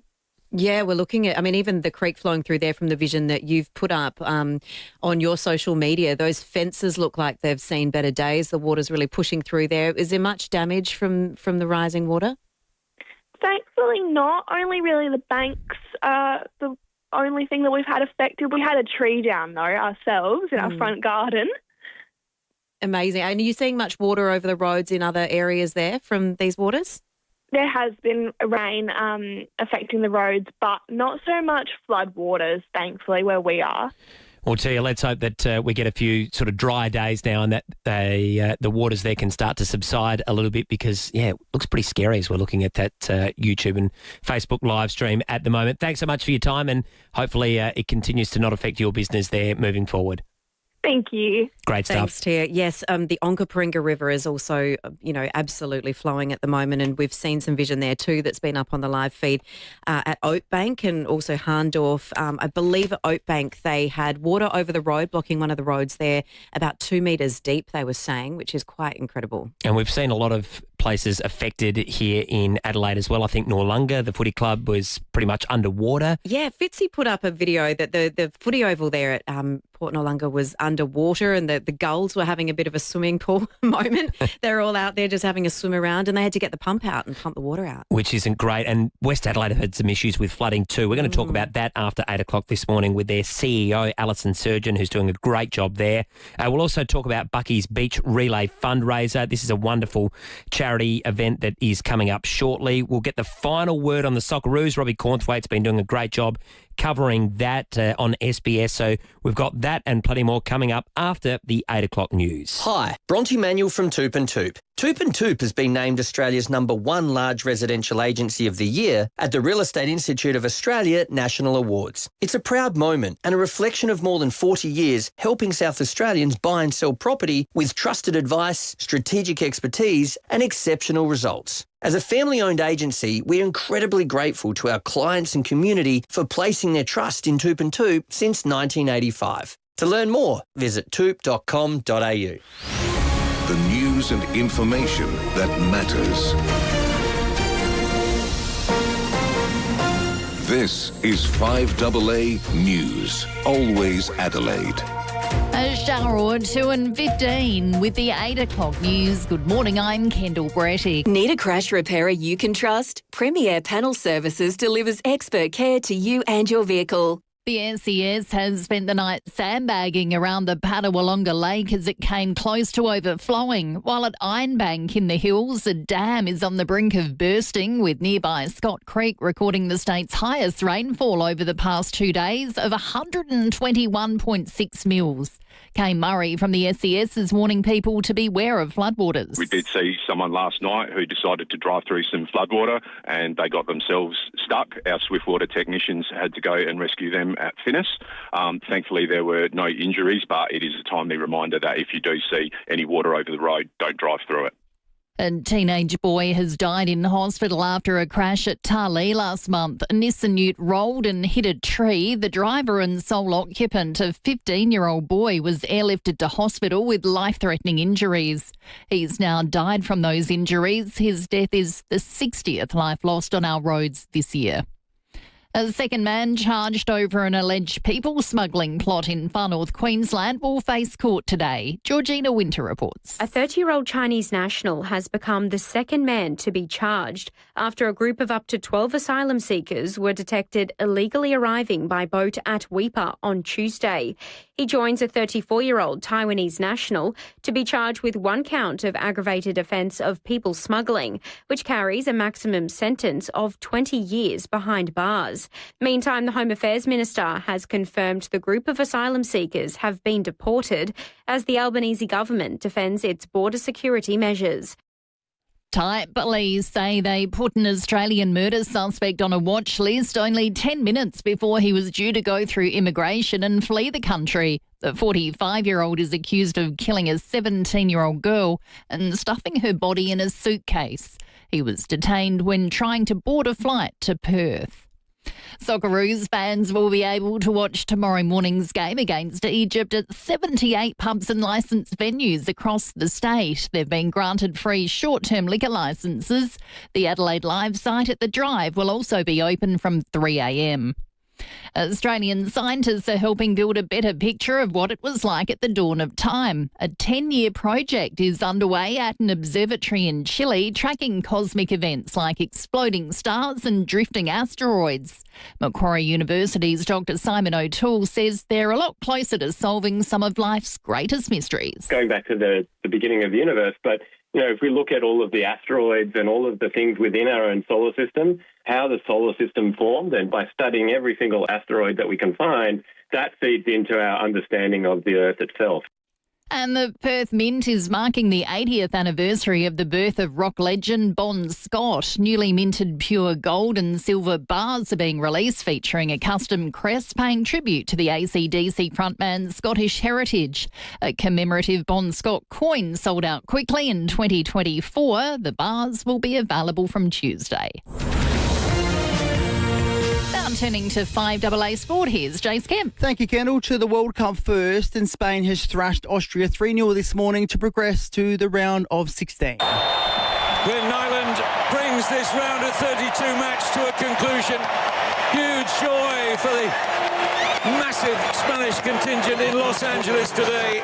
They dominated from the opening kick. Portugal was just about to kick off against Croatia. Meanwhile, Australia is locking in final preparations ahead of tomorrow's knockout match against Egypt. Former Socceroo Mark Bosnich has told James Willis he thinks Australia can make it through. We're a very good team. We're a very organised team, a young side.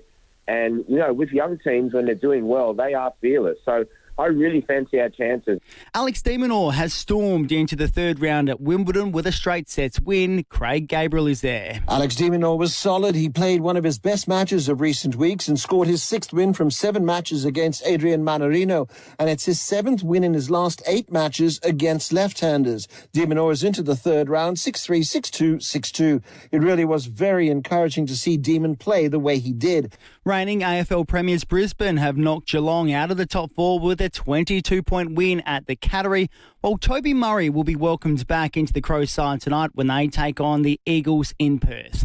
And that's the 5AA Sport. Now checking 5AA traffic. Smash causing quite big delays at Keswick at the moment. Richmond Road at Railway Terrace. Still got some wet conditions in the hills with some localised flooding around Harndorf and Oakbank. Parts of Green Hill Road closed through Cleland up through the hills. Look out for detours through there. And starting to get busy South Road through Edwardstown. Starting to slow up Fullerton Road at the Glen Osmond Road intersection and a camera Alawena Avenue at Mitchell Park. Need to increase your protein intake? A Porto's the solution. No shaker required. 48 grams of protein from real flame grilled chicken. The quarter chicken meal only at a Porto. Adelaide's most accurate traffic on 5AA. To the weather, a shower or two and 15. Today, a possible shower. Tomorrow, also 15. And then cloudy for Sunday and Monday, tops of 15. At the moment, 11 on 5AA, Always Adelaide. Apparently, a proper radio ad needs a professional voice actor and some sombre music to remind you that what you're hearing is important and to really pull on the heartstrings. We're not doing any of that. No paid actors, no music. Just the two of us having a genuine conversation, which is what Bear is all about. See, the funeral industry has always operated a bit like those radio ads. A lot of pomp with very little substance. Polished showrooms, mahogany coffins, and the quiet suggestion that the more you spend, the more you love someone. And to be honest, in many cases that suggestion isn't even a quiet one. After hard losses of our own and experiencing the cost and complexity of funerals firsthand, we left our careers behind and set out to change the way Australians say goodbye, starting with the funeral parlour itself. When you think about it, funeral parlours are a rather odd thing. They're an unfamiliar and uncomfortable place where you're rushed to make decisions about someone you love, while the cost of that very room is being added to your bill. All this before the next appointment starts. At Bear, we decided to do away with funeral parlours and all that comes with them.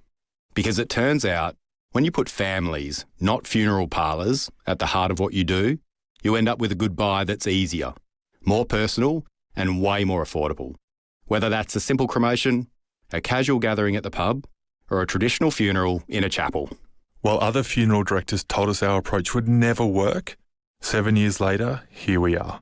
We've now been trusted by over 50,000 Australian families as we devote ourselves to making one of the hardest times in life that little bit easier. So that's us. That's Bear. We're here if you need us.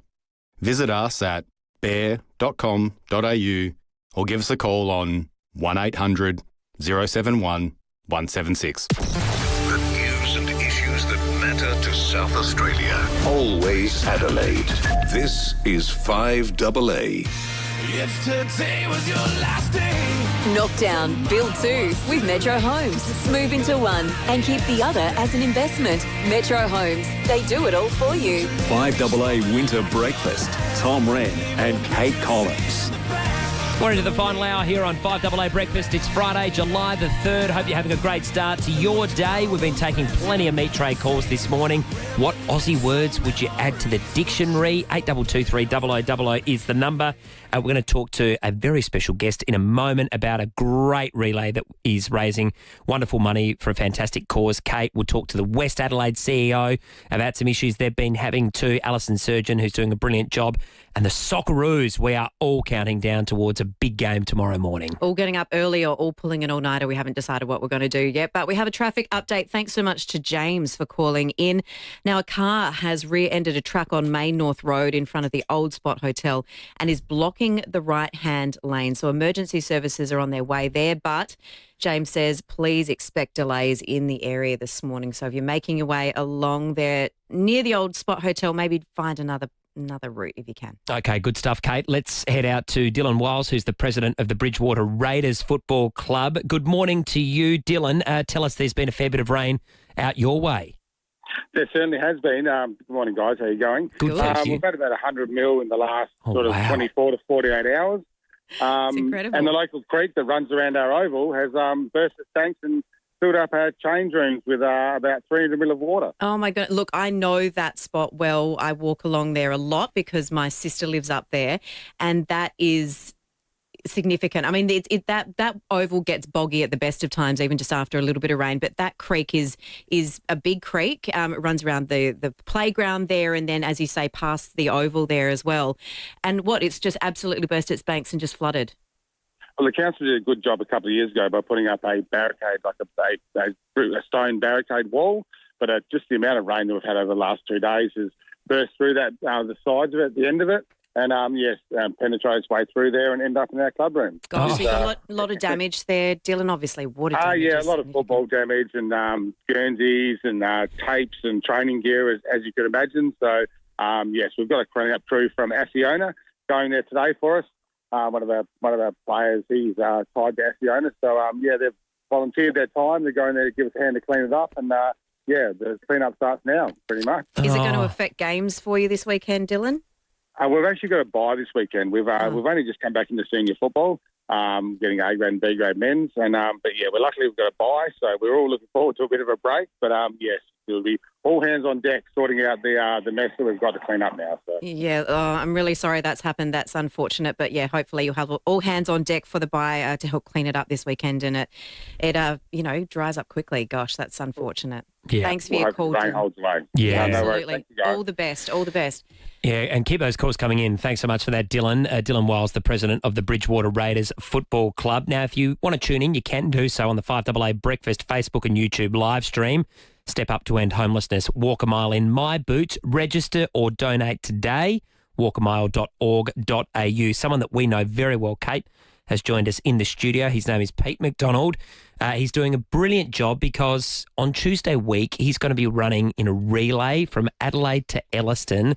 And this is Bucky's beach relay. He's got the beanie on at the moment. He's got the jumper on as well. Which you won't need when you're running, Pete. But well, maybe to start. Maybe to start. Our merch game is really strong. It is so strong. You've even got a relay baton. Got the baton. Yeah. That's the official baton. That will be making it all the way from Bob Neal, Adelaide Uni Football Oval, to Elliston. So it's the only thing that's going to go the entire way. How far is that, Pete? 720 k's. It's amazing. Yeah. And now, how many people just tell us first a bit for those tuning in saying, what are they talking about? Bucky's Beach Relay. Just give us a bit of a synopsis of what's happening. So a good mate of mine, a good mate of ours, Simon Buccanello, Bucky as we knew him, he moved to Elliston late 2022 to teach at the area school over there. Mm-hmm. He was a phenomenal person who just loved life, loved people, made connections. He'd been in the town for less than 6 months when he was taken by a shark while surfing. And I think it speaks to just the person he was, the impact that he'd made on the town in that time, and the loss that they felt and they're still feeling. And we all are, anyone who knew him. But it was the first of several attacks in the region in a pretty short space of time, and it's fundamentally changed the relationship that the communities over there, and in particular the children, have with the water. I mean, this is their playground, this is their recreation, this is their livelihood, where they work, where they play, where they get fit. But it's traumatic, clearly. And there's a shadow over it now. Yeah. And I mean, we couldn't do anything to make the water safer. That's just not really within our remit. And Bucky wouldn't want that. Like, he loved nature. He doesn't want us interfering. But we wanted to do something for ourselves to get together and to remember Simon. And we wanted to do something for the community over there that he meant so much to.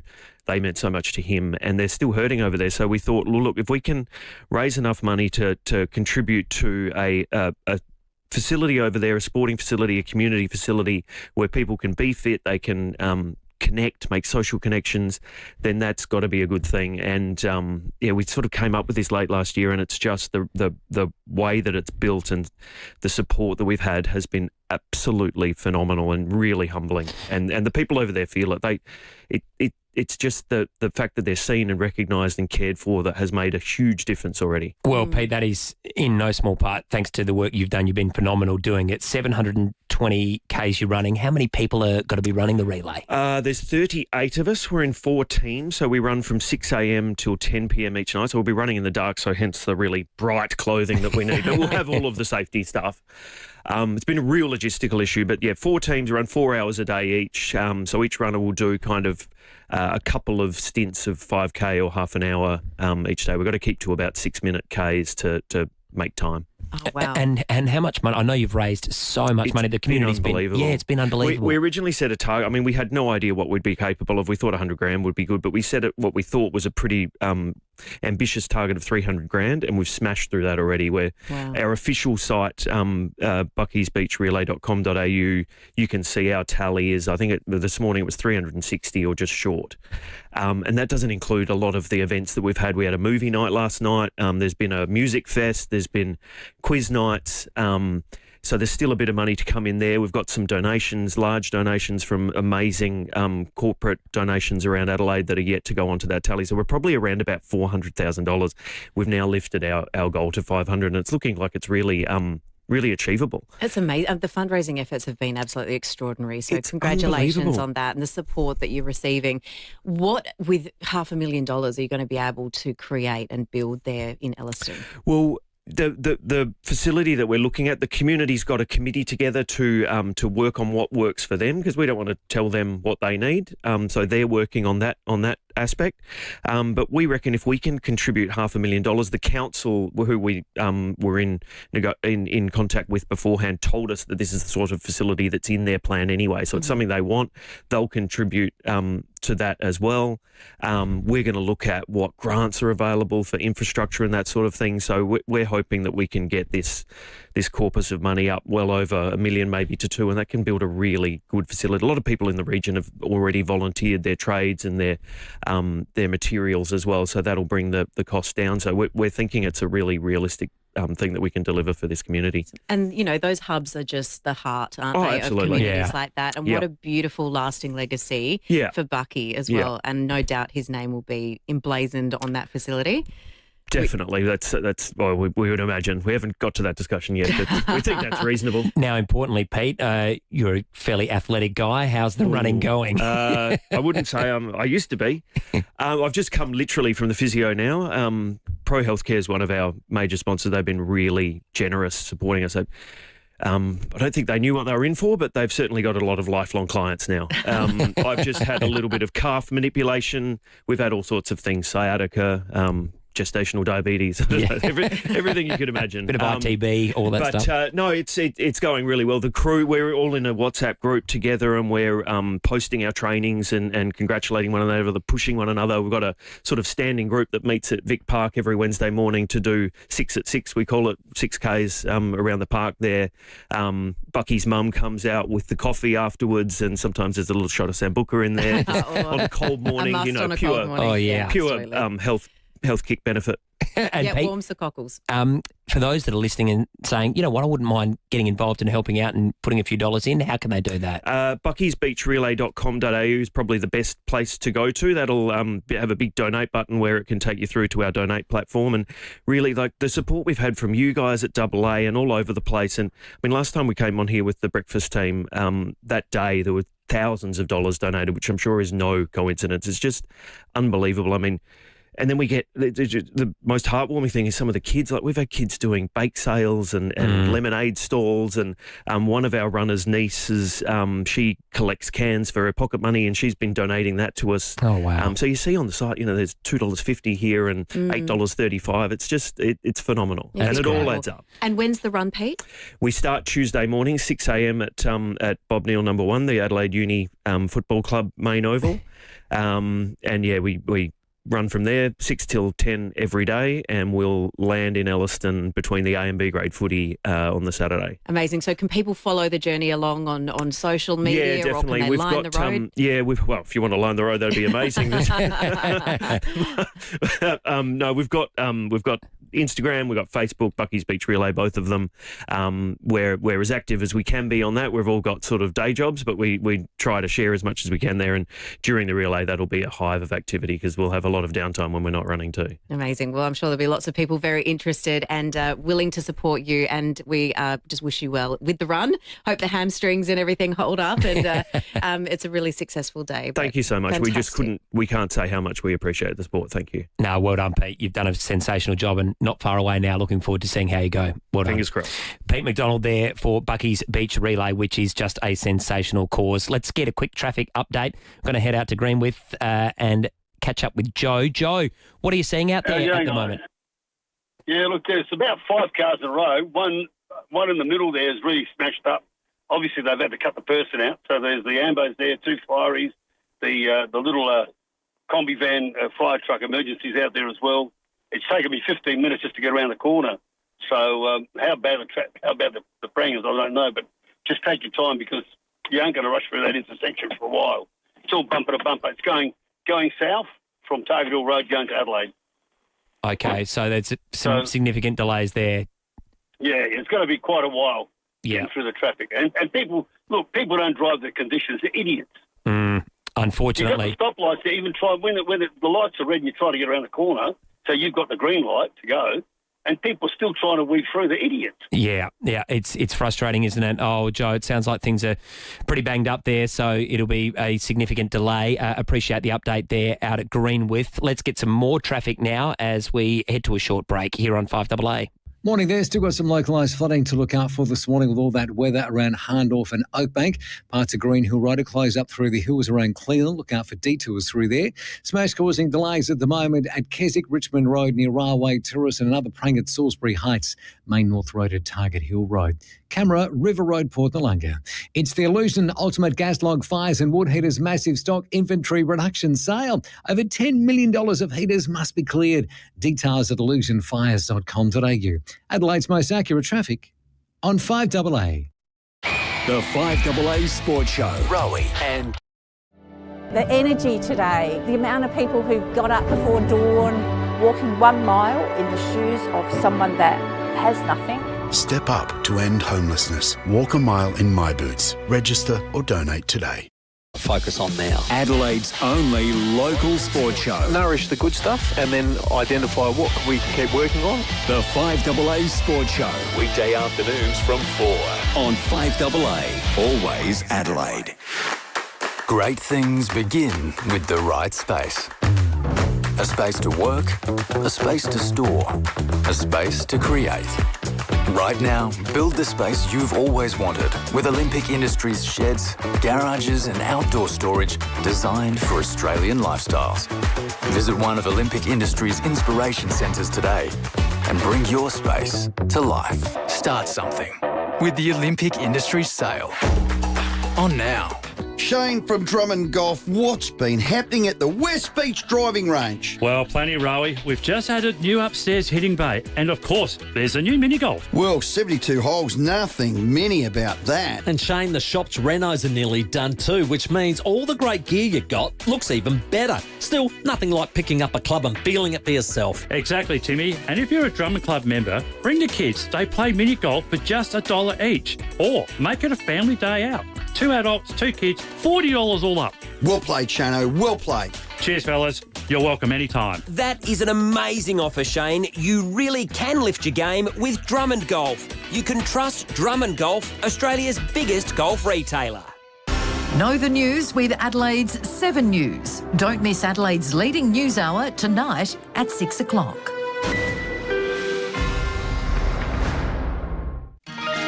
Knock down, build 2 with Metro Homes. Move into one and keep the other as an investment. Metro Homes, they do it all for you. 5AA Winter Breakfast. Tom Rehn and Kate Collins. Almost 24 minutes past 8 o'clock here on 5AA Breakfast. It is Friday the 3rd of July. Kate, we've had a few texts coming through about our chat then with Pete McDonald. Yes, people are wanting to know the website where they can donate to Bucky's Beach Relay and how that is spelled. So it is BUCKYS, Bucky's beachrelay.com.au. So Yes. hopefully that helps a few people out there. No apostrophe in there. It's all just one word. buckysbeachrelay.com.au if you want to get involved there. So we'd love you to do that. Now, we've been asking for calls this morning and we've had so many of them.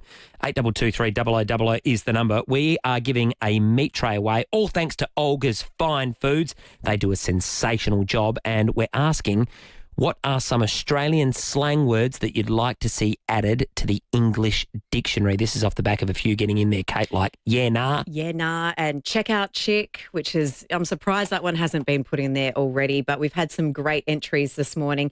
We do love them. We've had Ken Oath, we've had Strike Me Pink, a KGism, that's a good one, a Bradbury, that's come through as well, obviously, when you fluke something. Mm-hmm. So we'd love your suggestions. Keep them coming through, 8223 Now, one issue that has been happening is at the West Adelaide Football Club. They've had some pretty nasty flooding. Someone who's working so hard and doing a great job there is the president out at the football club. I'm talking about Alison Surgeon. She's been good enough to join us on 5AA Brekkie this morning. Alison, good morning.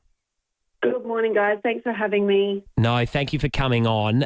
Tell us, firstly, what happened out at Westies there? Because I know the club has been through a lot with regards to damage and having to deal with the clean-up since. Yeah, definitely. We had a really bad flood incident on the 16th of May, where water sort of just rushed through the change room area and the gym area, completely decimated. It was coming through the roof as well, so it wasn't just the floor that got completely waterlogged. The race was underwater. I'm sure you saw the vision on the news around the time. But, yeah, so the clean-up has been constant. We've mobilised games back at home at Richmond since last week, but that's taken a huge effort. We've got transportables down there now. But the question remains, can it even be repaired, or are we looking at something more significant to get some more permanent change rooms back at Richmond? Yeah, gosh, it was a huge flooding event, and I do remember those pictures. Won't forget those. And I suppose, Alison, how have you fared in this latest downpour? Yeah, look, it's interesting because there was lots of conversations around the time that this was sort of this freak accident and, once in sort of 10, 20-year event. But I think we've had a few 1 in 10 or 20-year events over the last month. So, it's not holding up. The grandstand was built sort of and opened in the mid-50s, and to be honest with you, it was probably at its end of life pre-flood, and this has maybe just put the full stop at the end, I think. But, the insurers, all the tradies that have come in and out, they need to work that out amongst themselves, and then council and us need to decide how we're going to move forward. And I know you've got some wonderful supporters at the football club there, Tony Grantham, chiefly among them, the major sponsor, Adelaide Galvanising, but you're obviously trying to, get some revenue raised to help things moving forward. You're doing a bit of a donation drive?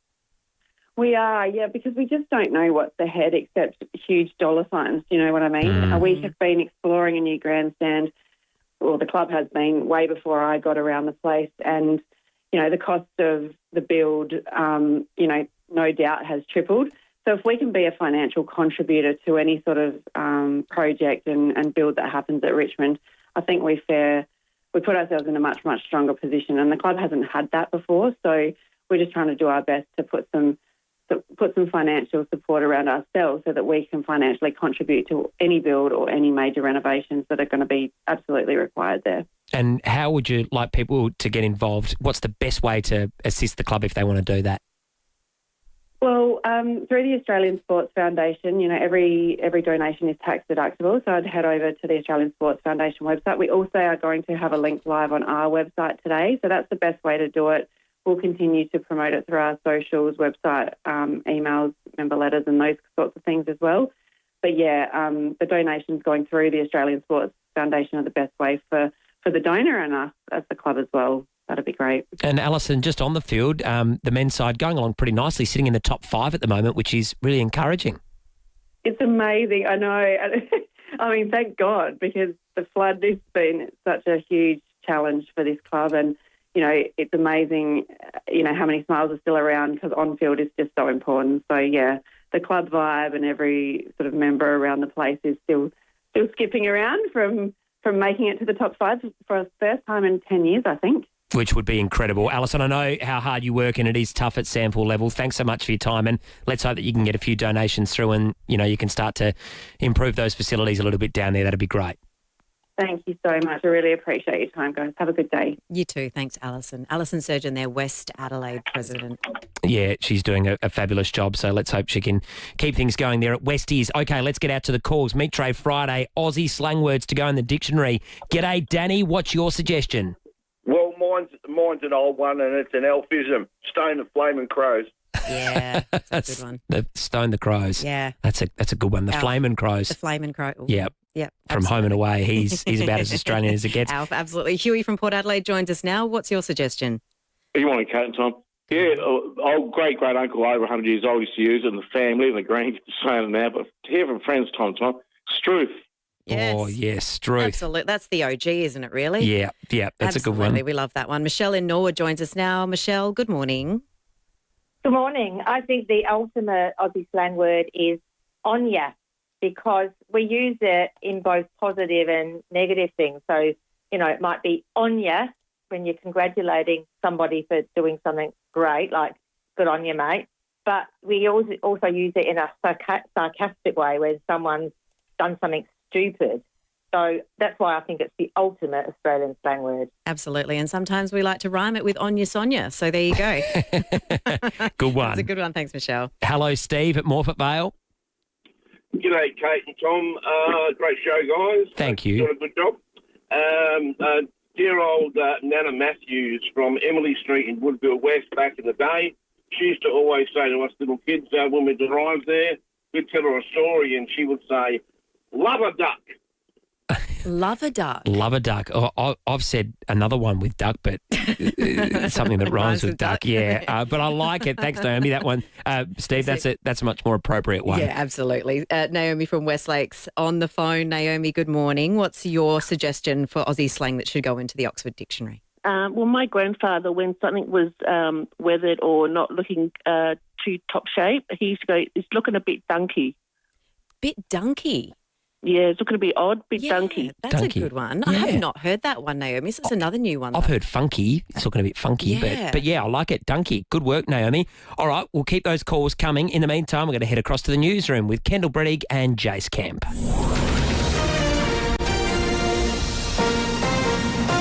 This is 5AA News. Always Adelaide. Shower or 2 and 15 with the 8:30 news. Good morning, I'm Kendall Brettig. Had a collision? Get in touch with Premier Panel Services and have your car returned to its former beauty.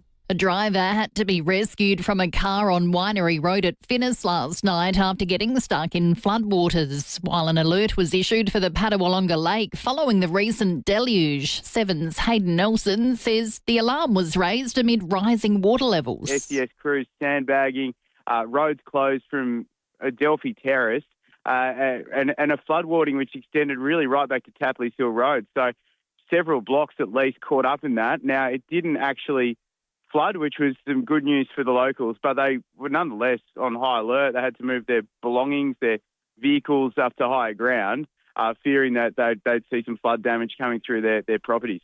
2 cars were set alight at Ferryden Park overnight. Senior Constable Scott James says they were called to York Terrace just after 5. When patrols arrived, they located that a second car on the same street, just within a unit complex on that street, had also been set alight. Fire crews were quick to the scene and extinguished the fires to both vehicles, but they were both completely destroyed by the fires. Unfortunately, 2 other vehicles within the unit complex were damaged as a result of debris from the fire in the car in the complex.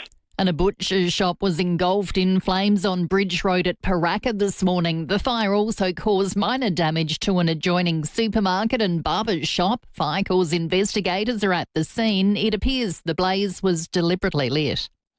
The state's road toll has climbed to 60 after the death of a 15-year-old boy in hospital. He was driving a ute which rolled and crashed into a tree at Tarlee last month.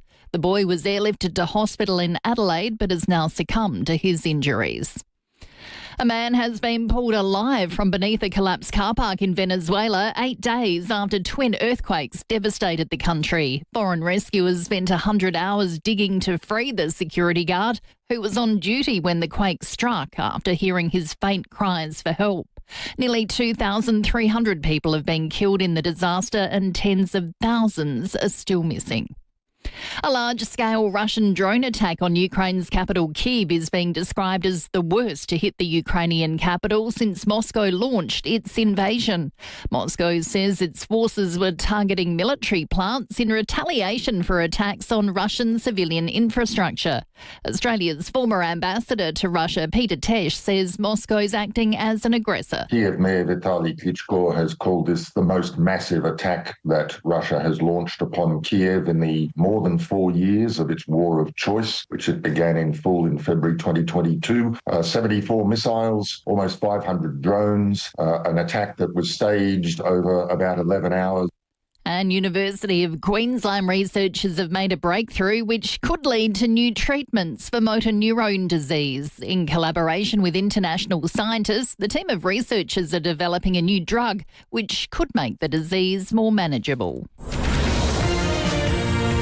Turning to 5AA Sport, here's Jace Kemp. Thank you, Kendall. The Crows will take on the Eagles in Perth tonight. Adelaide has made one change with Toby Murray replacing Isaac Cumming in the side, while Miles Bergman will return for Port Adelaide when they face North Melbourne on Sunday. Meanwhile, Brisbane knocked off Geelong by 22 points at the Cattery.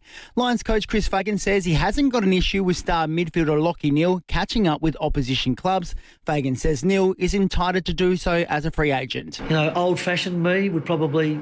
I wouldn't like it, but I've come to accept that that's the modern game. And the thing about it is, the only thing I really care about is that he's okay himself and that he plays well for the team, and he's doing that. Alex de Minaur has stormed into the third round at Wimbledon with a straight sets win, while Daria Kasatkina faces Naomi Osaka tonight. Craig Gabriel reports. This is the 6th time Daria Kasatkina is playing a third-round match at Wimbledon, and she'll be taking on Naomi Osaka and her way-out outfits, which will be better suited to the Met Gala in New York than the All-England Club. Osaka has won all 3 matches they've played. Arina Sabalenka plays Yelena Ostapenko on grass for the first time, and Coco Gauff will meet fellow American Claire Liu. But Bora Krejcikova is the only former Wimbledon champion left in the top half. Spain has thrashed Austria 3-0 at the World Cup to advance to the round of 16, while Portugal and Croatia have just kicked off.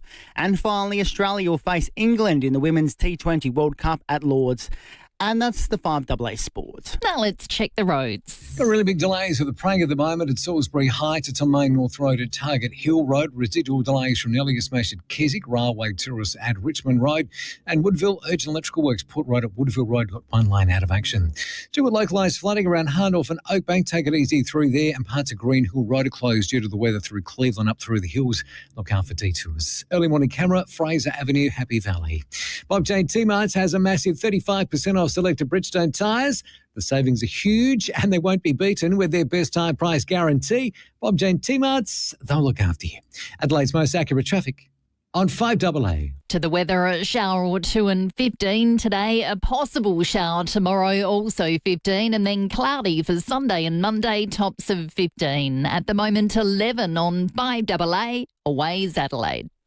Antique spoons, envelope glue, moss, sea slugs. Men would rather talk about almost anything other than their prostate. That's why Men's Fruit Chocks is donating $1 from every blue pack sold to the Prostate Cancer Foundation of Australia. Buy the pack, have the chat. Not every conversation stays with you. This one will. Join Stephen Bartlett as he asks the questions and nothing is left unsaid. Search The Diary of a CEO wherever you get your podcasts. Be inspired with a trip to Virginia Home and Garden. Discover SA's biggest range with over 12,000 square metres of indoor and outdoor plants, fruit trees and ornamental trees, shrubs and hedges. Over 70% of our plants are grown here in the nursery. So not only are they grown for SA conditions, you'll pay less. Virginia Home and Garden also has the right indoor and outdoor pots in every size, colour and texture. Nurture yourself with nature at Virginia Home and Garden, not just a nursery. Bowel cancer waits for no one. It doesn't care if you're busy. It just continues growing. Bowel cancer takes more lives than breast, prostate or skin cancer. You can have it and have no symptoms. If you're aged 45 to 74, join the millions who've done the test. Because if found early, more than 90% of cases can be successfully treated. Bowel cancer waits for no one. Don't wait. Test now. It's free and easy to do at home. Search free bowel test. Gentlemen, is your need to peel a time getting in the way of your social life? Caruso's Peeless to the rescue. Caruso's Peeless contains Schisandra chinensis, a fruit extract traditionally used in Chinese medicine to relieve urinary frequency, plus zinc to support prostate health. So, if your need to peel a time is getting in the way of your social life, try Caruso's Peeless today. Caruso's Peeless comes with a money-back guarantee and is available from leading pharmacies and health stores. Always read the label and follow the directions for use. FIVEAA Breakfast is streaming live right now. To watch, simply head to FIVEAA on Facebook or YouTube. Knockdown, build two with Metro Homes. Move into one and keep the other as an investment. Metro Homes, they do it all for you. FIVEAA Winter Breakfast. Tom Rehn and Kate Collins. We are into the final half hour here on 5AA Breakfast. In fact, it's coming up to 20 minutes to 9 o'clock. It is Friday, the 3rd of July, and we're going to be talking Socceroos in the next 20 minutes or so. So close to that big game against Egypt. It's a knockout game. We've never won a knockout match at a World Cup. A huge opportunity tomorrow morning, 3:30 a.m. our time. Cannot wait. Crows, of course, before that, but right now it is time for...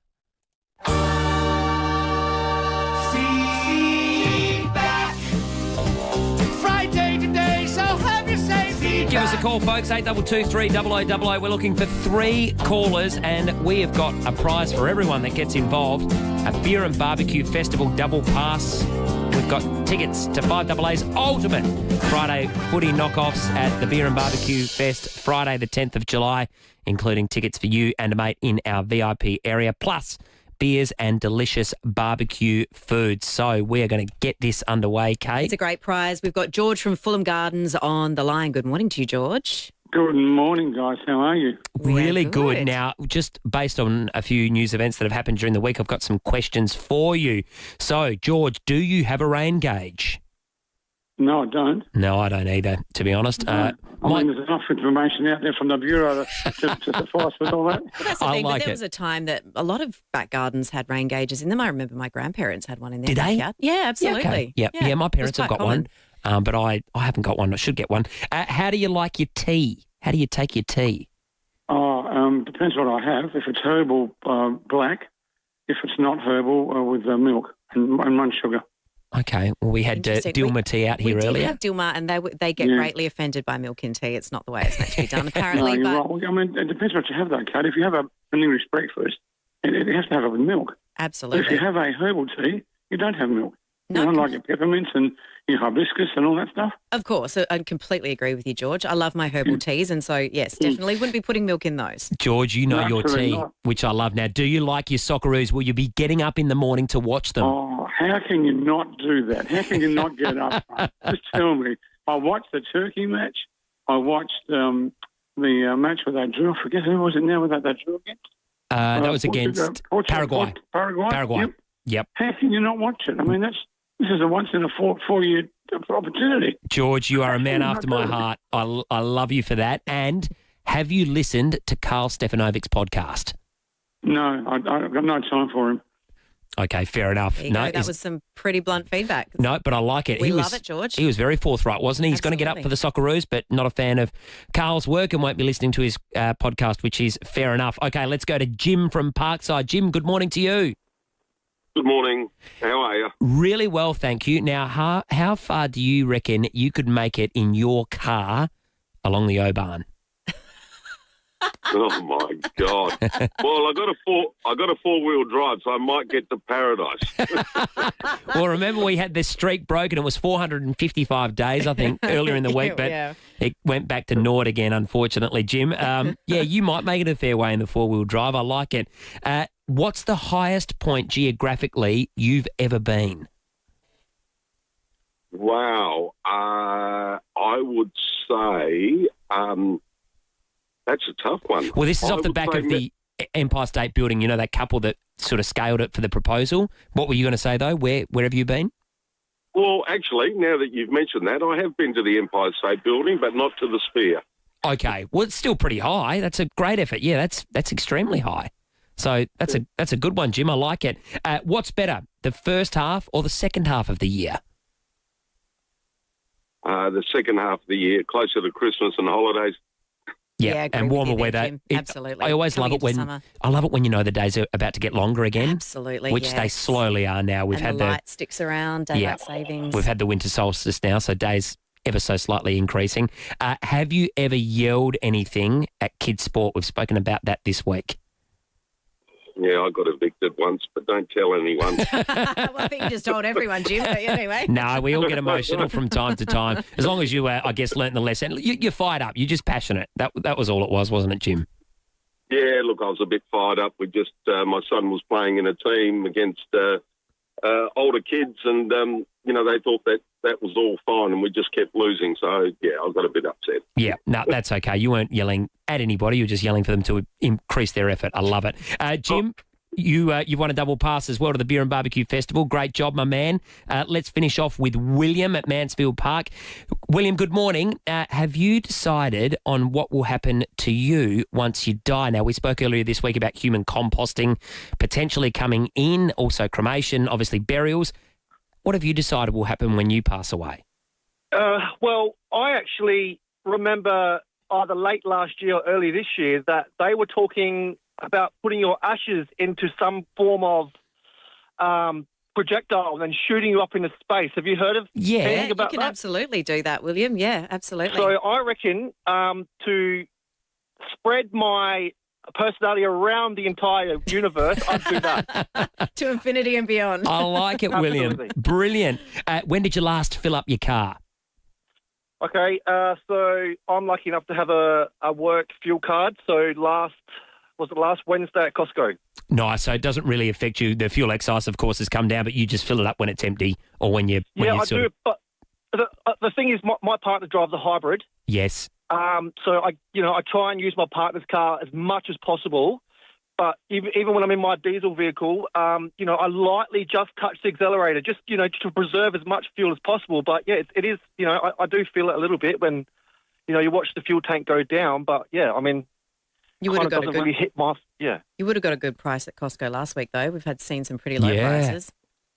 Oh, that was great. And the brilliant thing about Costco, guys, is I'm not promoting Costco here, but your membership, you basically save the money on fuel on your membership anyway. So if you do a year's worth of fuel, you get your money back on what the membership's worth anyway. So I think it's a win-win for me. Absolutely. And we're all looking for ways to save, but yeah, geez, those low prices have been pretty good. It does help. Now, are you worried about bird flu, William? Well, I'm currently in Tanunda at the moment, but I live in Mansfield Park, so I live on a reserve. So I've got hundreds of birds. So it would be quite devastating to wake up one morning and it be very silent out there. Yeah, no, good call. And your bedtime, what is your bedtime? We've been talking a lot about that this morning with the Socceroos being on tomorrow morning at 3:30. What's your typical time that you sort of hit the hay? I am generally up around 3 a.m. I start work at 4. Oh, wow. What do you do, William? I'm a delivery driver for a brand company that delivers juice and that to all your Tanundas, Barossa Valley, Nuriupta, all that kind of stuff. So you got to be in bed really early. Well, basically, I've got no choice. Once I've had dinner, I can feel myself shutting down. So it's time. Yep. So really, probably 8:30 at the latest. Yep. Well, with such an early wake-up time, that's totally fair enough. Look, I think especially this week too, I agree with you, William, because getting up for breakfast radio and, after dinner, some food in your tummy and you're in the warm inside again, you tend to just nod off, don't you? Absolutely. Well, William, stay on the line. We'll flick you back to Emily and also Patty, and you've also won a double pass to the Beer and Barbecue Festival, which is happening on Friday, July the 10th, which is next week, and you'll be in our VIP area with beers and delicious barbecue food. Thanks so much. We had some great callers this morning, didn't we? That was fantastic. But, I think that maybe William possibly might go to the Beer and Barbecue Fest and have a full tummy after all that steak, and then might just nod off in the corner. Who knows? I'm a bit of a night owl, Kate, but I know obviously working this job, I've had to change. I'm sort of just 10 o'clock-ish. Once it gets to 10:30, if there's a really big sporting event, I'll stay up till 11, sometimes midnight, and go, you know what, stuff it. But probably 10:30 at the latest. You? I was always a night owl. I was always up until at least midnight, especially when I first started as a journalist.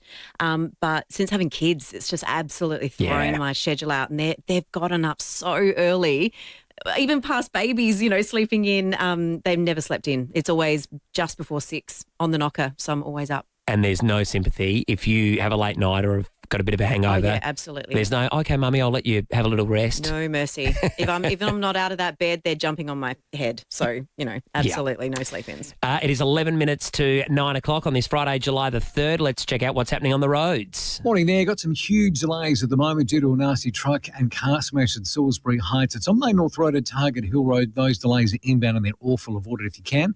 More delays at Woodville with urgent electrical works there. Port Road at Woodville Road, one lane out of action. And due to the weather and localised flooding, parts of Green Hill Road is closed up in the hills around Cleveland.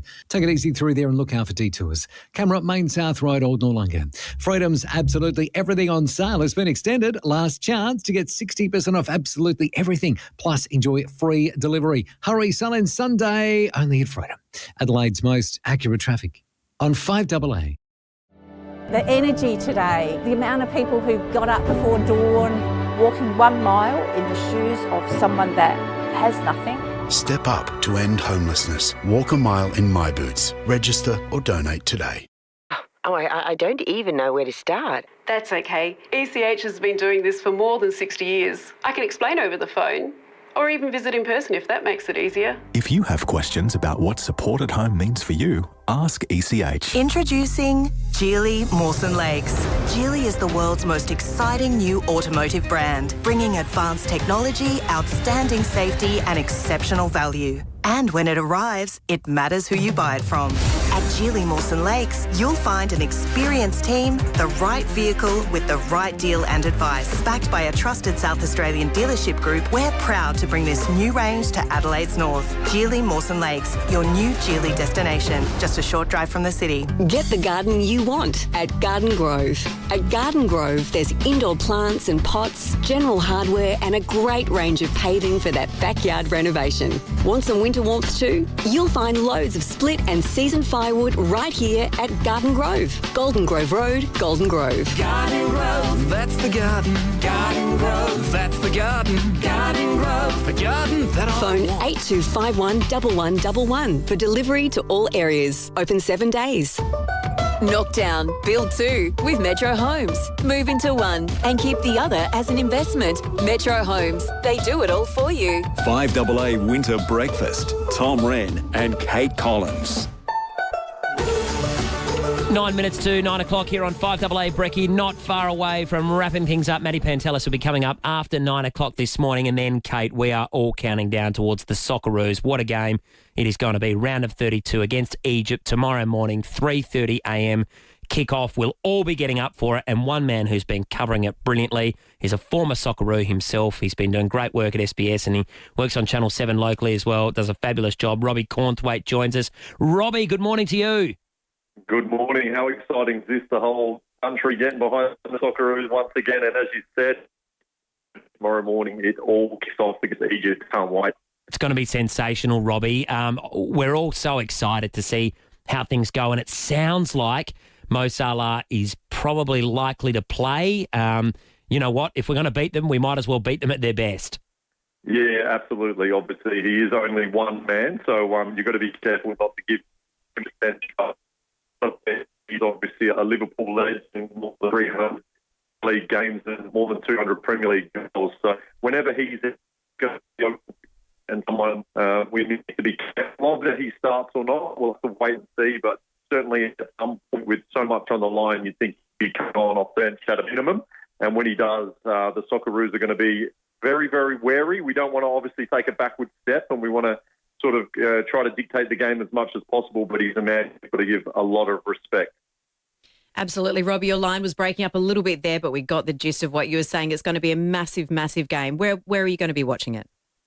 I'm not too sure. A lot of early mornings. I was up at 2:45 this morning. I was up at 1 a.m. the other day. So I'm not actually on that game. So whether or not I come into the studio and watch it with the rest of the crew, I'm not too sure yet.